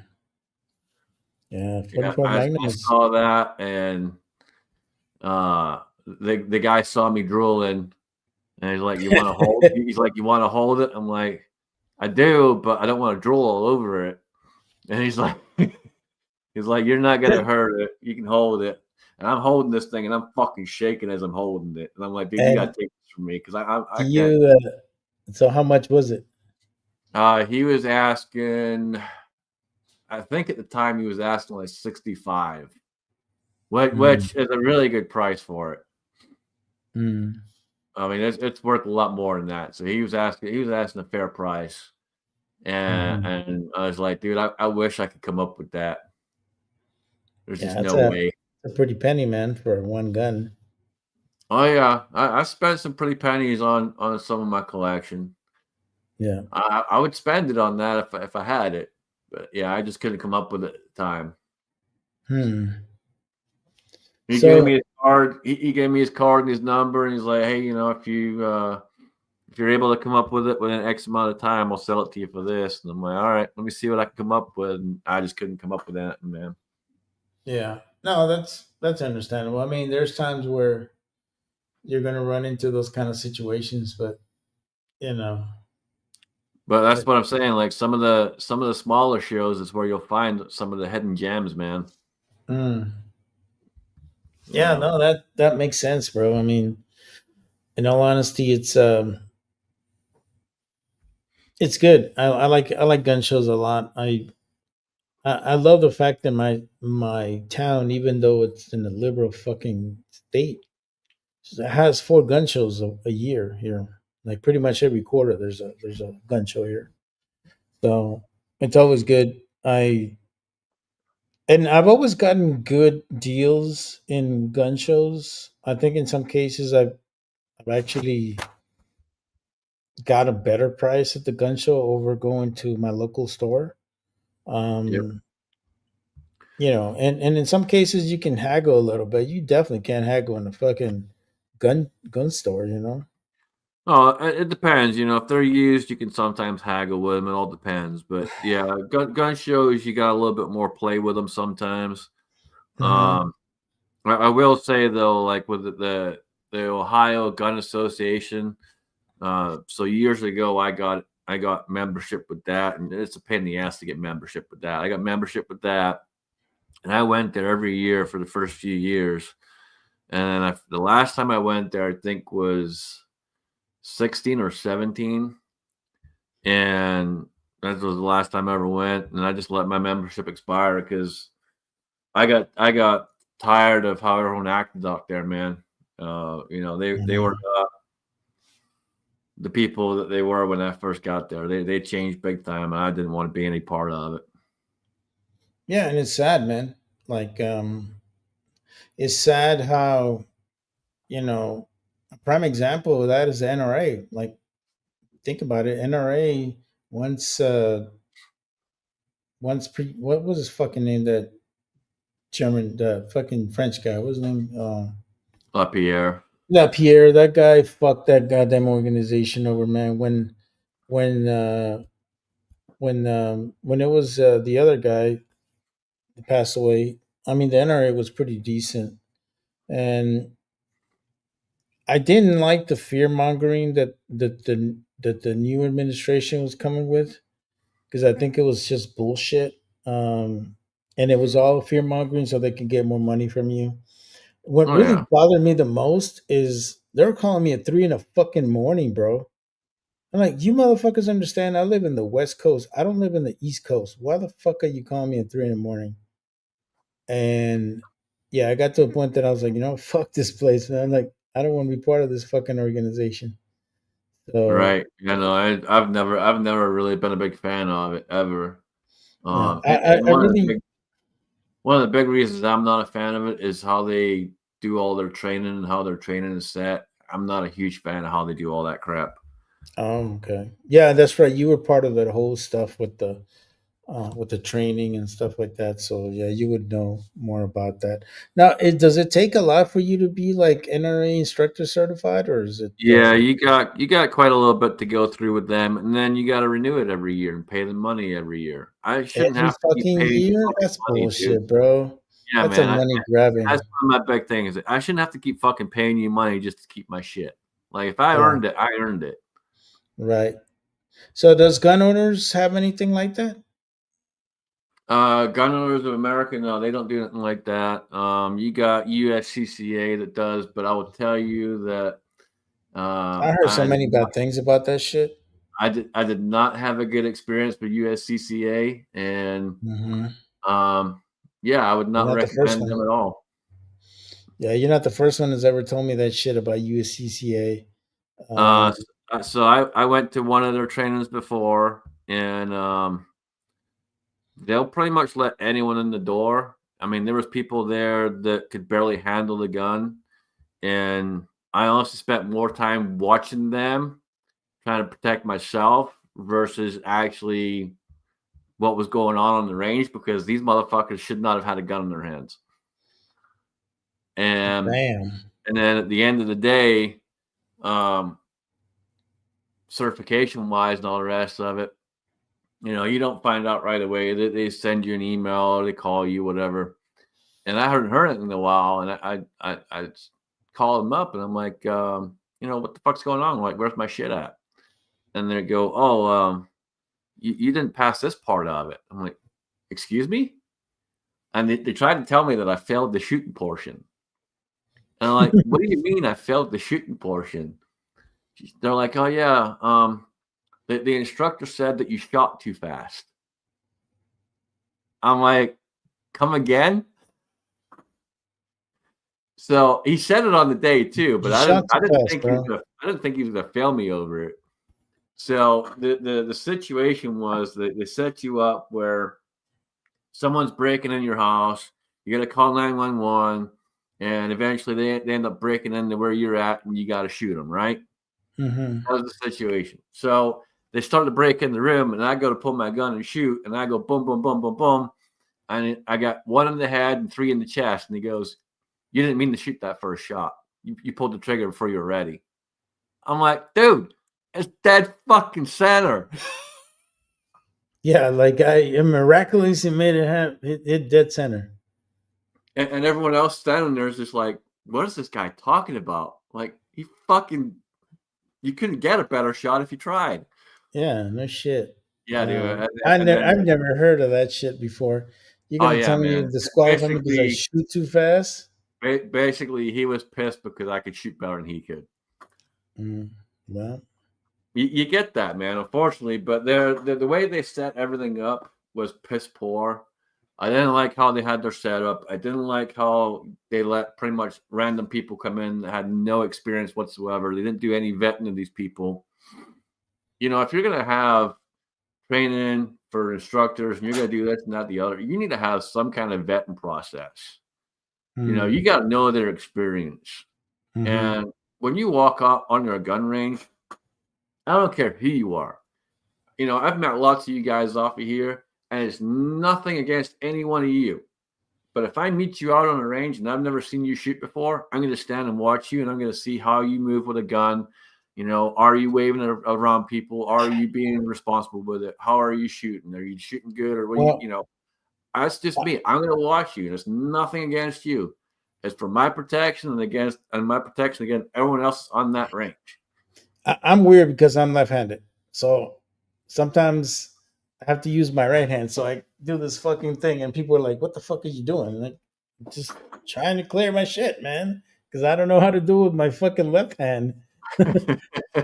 But it freaks them out. They're like, "What the fuck are you doing?" I'm like, "Hey, man, just clear my fucking gun." But I mean, I have it pointed towards the range. You know, I'm like, right. No, doing all the shit that I've you seen a do. lot of shit over the years, and especially working in ranges and stuff, I've seen all kinds of crazy shit. So yeah, I'm real particular about watching people, seeing how they act. You And know, there's nothing wrong with that.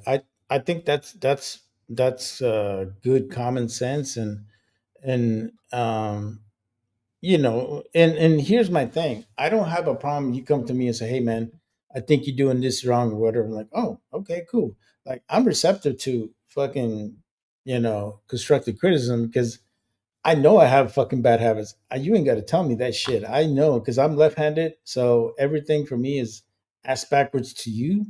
right, So right, unless I explain the shit to you what I'm doing, then you probably would think I'm all fucked up. But right. No, and some and you know, it's funny when I went to go visit Alan and we were out shooting. He was shooting his revolver and he kept missing the target and he couldn't figure out why he was missing the target. And I walk up to him and I go, "Hey man, can I give you a piece of advice?" And he's like, "What?" I'm like, "Relax." He's like, "What do you mean?" I'm like, "Dude, your arms are locked out solid. You're gripping that thing like it's gonna fucking run away from you." And he's like, "Oh, I didn't even notice." And then he relaxes, starts shooting, and he's fine. He's like, "Man, thank you." You know, yeah, that's you know, people do shit and you don't mean to do it. And it takes yeah, someone else being on the outside to see it. yeah. No, and it's true, and in I've learned a lot of that as well too. You know, because um, you know, when you go through your qualification, because every 6 months you have to qualify with your rifle, and I remember back in the day when I was a private, I used to just tense the fuck up on my fucking M4 like it was no tomorrow. And you know, once I learned how to do it, I was just so relaxed, and you know, then I was like on it. I was usually bore sighted my fucking rifle when 9 rounds. I was done. Like, peace out, see you later. And I go Right. do my qualification. But See, and like my thing, I'm always open to people, you know, giving me criticism and helping me along the way because I'm not a rifle shooter, never have been. I'm a pistol guy, revolver guy, pistol right, guy. I can pretty much shoot any one of them except the Glock. and And you know, yeah, go but ahead. rifle wise, I never really grew up with rifles or anything like that, you know.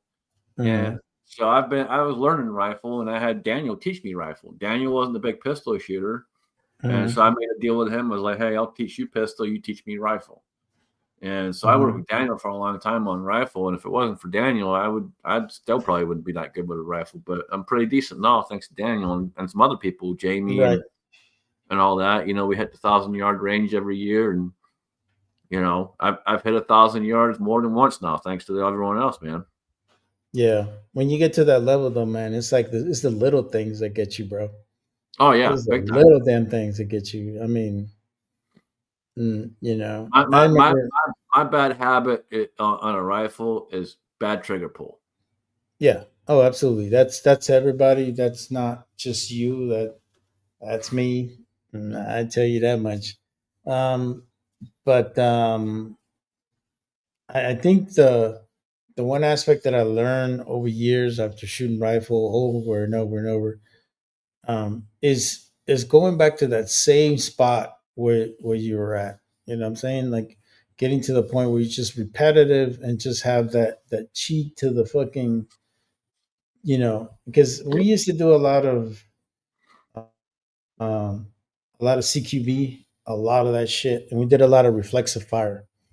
And I think after we started doing more reflexive fire in the army is when I got really, really fucking proficient with the rifle. Like it got to a point that it was just very autonomous for me, like to to be really proficient with the rifle.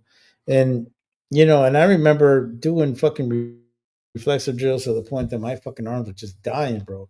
But Right. it And fucking helped me so much. I'm okay offhand. Benching is where I have an issue, and a lot of times it's Mhm. because I'm so low down, and Mhm. It's because I you're got a really tall. I'm tall and I got long arms and that Yeah, big yeah, torso, and so it's always very awkward for me to be sitting on a bench and trying to shoot. right. And for me, it's very weird to sit on a bench. Like if it was up to me, I would just get a mat and fucking shoot on the ground because that's what I'm used to. So it's kind of weird when I go to the range and I have to sit on a fucking bench, and it's gotten to the point that now I bring all the shit that I need for the bench. Like I bring my little like movers blanket and my other shit. I like to be comfortable. I'm getting old. I like comfort, damn it. Right, right, So and I'll tell you some of the best shots I've made are laying down in my truck. oh yeah, absolutely, all day long, and you will because it's just I don't know. I just feel more comfortable shooting on the ground than shooting on a on a on a bench. To me, it's very fucking awkward. I'm not Yeah, used to that shit. that's where it's at for me, man. Trying to get that gun high enough while I'm sitting down low on this damn bench. It's just a So whole bunch of awkward in every way. right. So when you went to the 1,000 yard range, were you laying down? No, I was sitting down, but they have very low stoles on those benches, Hmm. um, so it kind of worked out that way. Um, Mm-hmm. where I was able to kind of get on the gun a little bit better, Mm-hmm. but still really awkward for me. Yeah, I can imagine. Yeah, because like when you go to like let's say a CMP rifle range, those really uh known distance freaking ranges, which I love. I just want to go to Alabama and shoot in that fucking range because it's like that thing looks badass. Right. It's just like the what we use in the military, and and I love it because those have the targeting system that you basically have a little screen and it tells you where you're at and what you're doing, and it's No, Jim, the kilt is a tactical advantage. That's what we call a tactical advantage, my friend. hey, hey, I thought you went to sleep, Uncle Jim. What happened there, buddy? Oh man. But yeah, man, it's it's interesting. It definitely is. I think shooting long distance, shooting on the rifle, it's badass. It's something I think everybody should try. If they never tried it, I would definitely um, you know recommend everybody does it. Or Oh if you yeah, live like a get out and try it, and yeah. the big thing, like for me, is trying to find the most comfortable way to do it. And so I've gone through I don't know how many different rests and stuff like that, trying to find one that works better for me. Um, and there's a couple of different Caldwells that work out pretty good, but it's really hard to find one that works well that gives me a good height versus length and all the rest of it, so it all kind of Hmm. works together. Yeah, I'm a really long arm bastard, so it's really hard to find something that makes it comfortable. yeah, I hear you. I hear you. No, and for me, I can, if I really want to do long range shooting and really challenging long range shooting, I mean, I go 3.5 miles from here. I got the fucking Mojave Desert I can use as a fucking target practicing shit. I mean, kind of like Eagle Eye. That fucker's out there in the Mojave Desert because he lives in Arizona, so he's out there shooting away, and you know, he shoots in a very the area where he shoots is kind of weird because he gets a lot of crosswind where he's at. Oh yeah, there's tons of crosswinds out there. Yep. Yeah, but he really enjoys what he does. That boy's gotten really into that shit. Fuckers making barrels now and shit. Like, damn, man. Can't give an Asian fucking tools and shit because that motherfucker wants to make everything. Dude, I love Eagle Eye, man. He's a good dude. He's really good for other guys. Oh, what? I'm to blame, Uncle Jim. Don't hate me because I'm charming. Damn it. Oh man, but I hope you feel better, Uncle Jim, because you look rough, bro. I was like, you really hardly ever get sick, but you know, I think we all have our days. My wife's sick right Oh, now, and I think is she he got me sick? sick too. Yeah, I think my wife gave me the cooties and shit. So I'm gonna take some fucking nighttime medicine. Hopefully, that shit will solve the situation there, man. Shot of whiskey, brother. Shot of whiskey. No, that too. I got plenty of that shit. Got plenty of that shit. I got this one called Iron Soldier. I don't know if you ever fucking heard of it. No, not that one. No. It's actually made by a couple of Green Berets and shit. Started making their own distillery. I was like, I'll have to look it up. yeah, it's pretty good. It's a little strong, but I like it. It's good, you know. Yeah, man. Yeah, man. Uncle Jim, man. Kung Fu I didn't see the Reloaded. chat. I jumped on here and I'm like, oh, I'll jump on and see where Jim's at, see what's going on with the show. And No, he's it's sick, man. already That's what. over. I'm like, damn. And then they're like, oh, hold on, Yeah, Battle Queen's live. Like, what the yeah. fuck? That's what I said. That's what I put flu chat. Like, we got flu chat because Uncle Jimmy's got he's got he's got the flu bug, man. So, but yeah, man, it's always interesting, man. Always interesting on the shit that we encounter and stuff we definitely look into. But yeah, long range shooting is definitely a way to go, man. It's fucking addictive, but that shit can be very expensive too, man. You look at Oh X yeah, Ring and man. all the shit he buys, I'm like, fuck that, dude. I'm Well, not buying all I'll that tell shit. you, dude. So y'all know I built all my ARs. I built every one of them minus the CMAX rifle. Obviously, I won that one years ago, but Hmm. I built all my own rifles. And the first one I ever did, it took me 2.5 years, and it took me 2.5 years because of all the money I put into it. So I was How much buying a shit? piece here, buying a piece there, and I have about three, maybe $3,500 in that gun. That was the first build I did. What, you put all high end shit? Oh yeah, dude. That's got a fucking Night Force on it, the whole 9 yards, man. Yeah, man. Scopes are And fucking stupid. that's the first gun I took out to dead zero and shot out to 1,000 yards. And that's my 6.5 Creedmoor AR. Fucking runs like Yeah, a dream.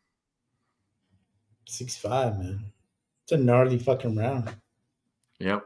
24-inch stainless steel fluted barrel, the whole shebang, man. Oh man, look at you. Stainless steel. The bull barrel? Yeah, bull barrel, fluted. Yep. Nice. That's got a Huber brake on it and everything, man. Shit, man. You spent some serious money on that shit. Oh yeah, I got like 1,400 bucks just in the scope. Did you buy the lower and then just fucking did your own thing, or how'd you do Yeah, man. it? I bought all of it and put it all together myself. Yep. Oh, okay. I, Dude, I that's why still can't it believe. took so long because I was spending the money on it, dude. I spent a lot of money. Oh yeah, you can spend a lot of fucking money on an AR, man. Fuck. You can spend a lot of fucking money on a 1911 too. Holy shit. Oh yeah, Fuck. 1911s 1911, can get stupid 2011. expensive. Oh yeah, man. What's your take on the 2011, man? I mean, do you think it's overhyped, or what's your take on it? I do think they're overhyped. I've shot a few of them over the years, and everyone's always like, "Oh, they're so great," and Never had problems. Everyone I've ever shot ends up having some kind of problem. And they'll go, oh, I didn't clean my gun, or this. They make some kind of excuse, or it might be the ammo or some shit. No, it's the gun. It's definitely the gun.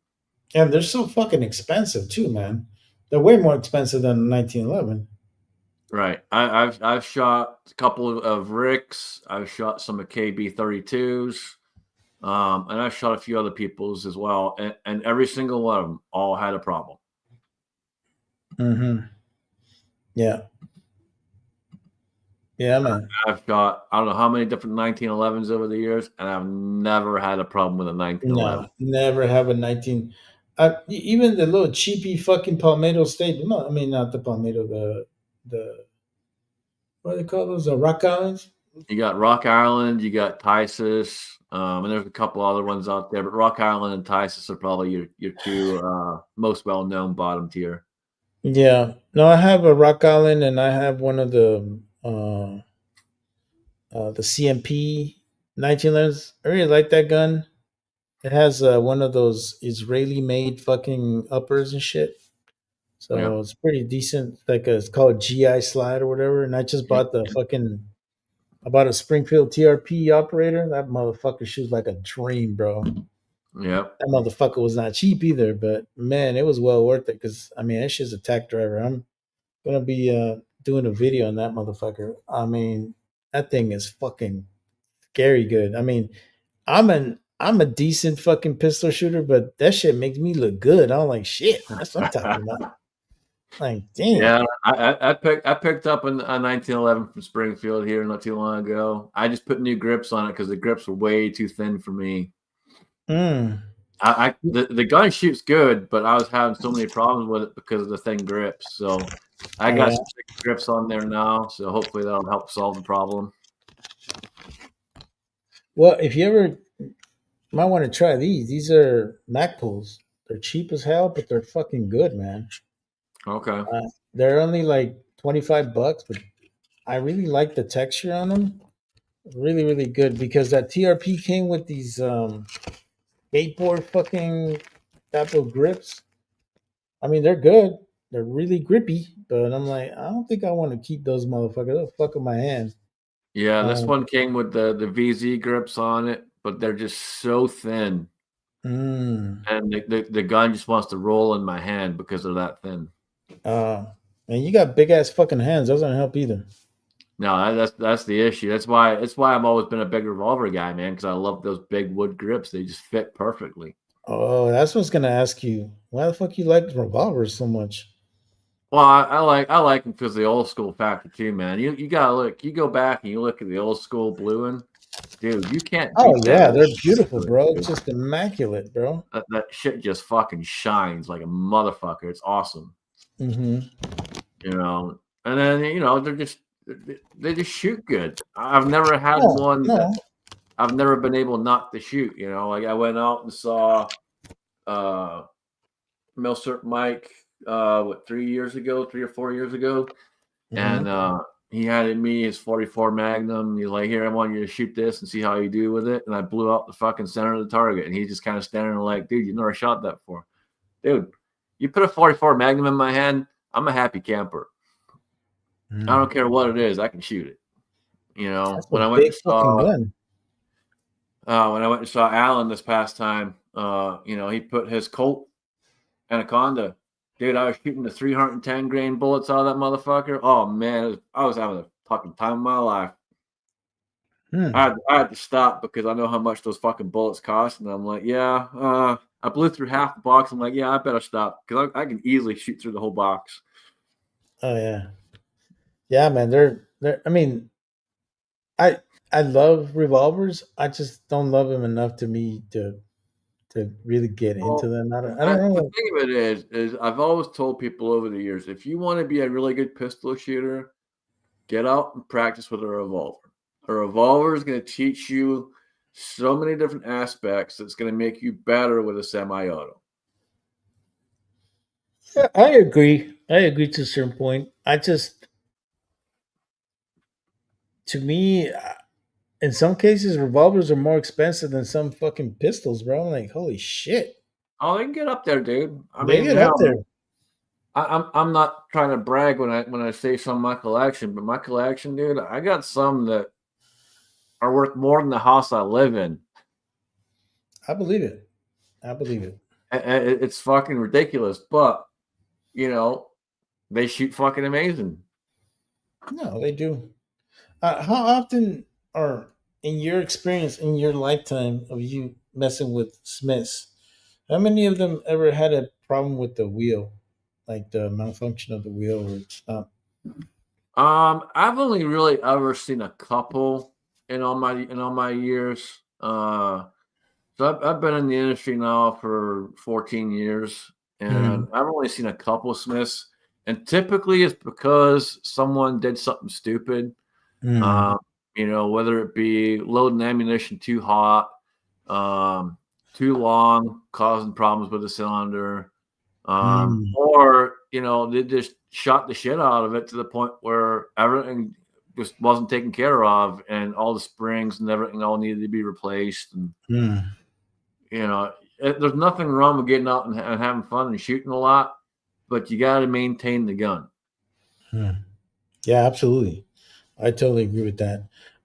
Do you feel like other manufacturers like Ruger and maybe Colt have more problems than the Smith? Um, I would say that the one that probably has the most issues that I've seen over the years, in the most recent years, is Taurus. No, I mean, of And course, I think Taurus is. the big thing with Taurus is their quality control, man. Their quality Yeah. control is just not there. Um, Mhm. you know, you go back 10 years, we would be shipping one, two, three, four out a week for repair. And they were backed up to the point where they were almost a year out on repairs at that time. Jeez. What year was I that? know they added another facility just for repairs about 5, 6 years ago. Mm, Um, so I don't know what repair times are up to now, but yeah, their QC is terrible, dude.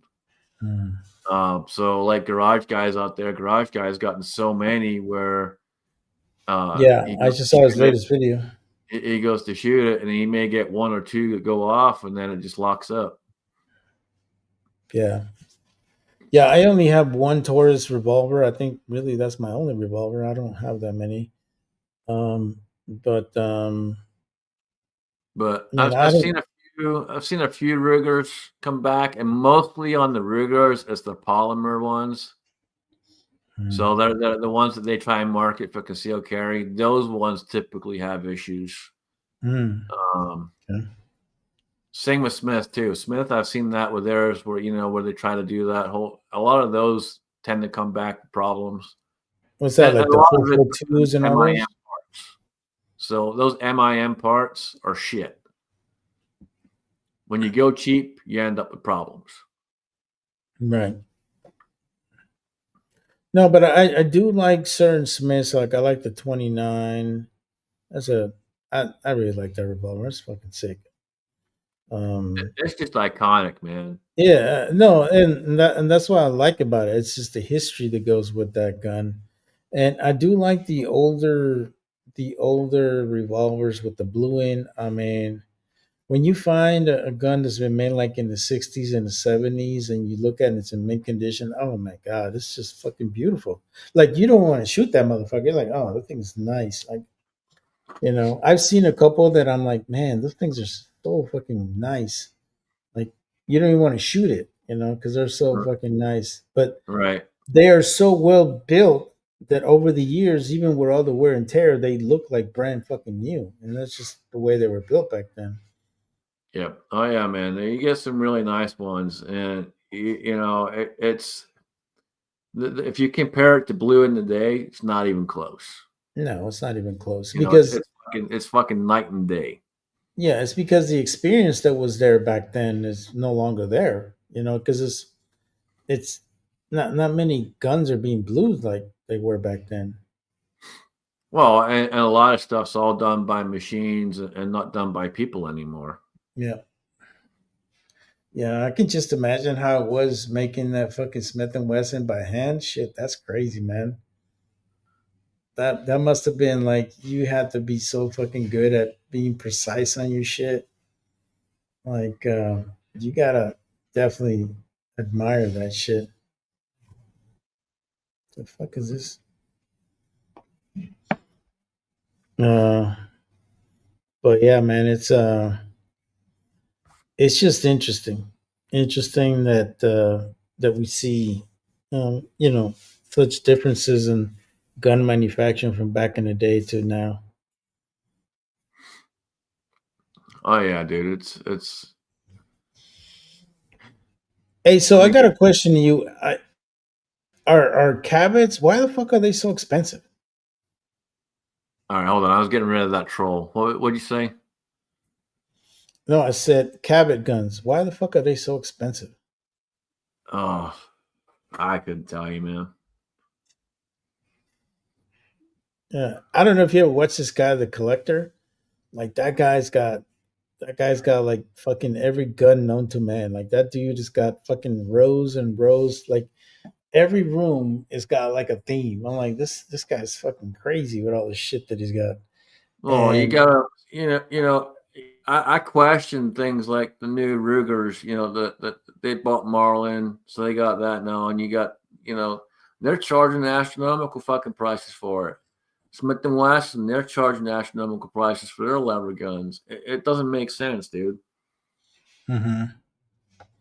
Yeah, and I don't know how long they feel they can keep going with that shit because people I think are just getting fucking greedy with a lot of You this hit the shit. big time now, man. You got trolls coming in left, right, and center. No shit, man. Trolls, trolls, trolls. Man. But anyways, bro, I think we're gonna close this out, man. I think we're getting all these damn trolls with their COVID-19 vaccination bullshit. But great talking to you, man. I ain't talked to you in a while. It's always good to hear from you. It's Oh always yeah, good to man. hear from the Appreciate side you having chat. me on, man. Yeah, man. And I always appreciate you checking in, man. I really do appreciate that, man. So we're gonna go ahead and close this off.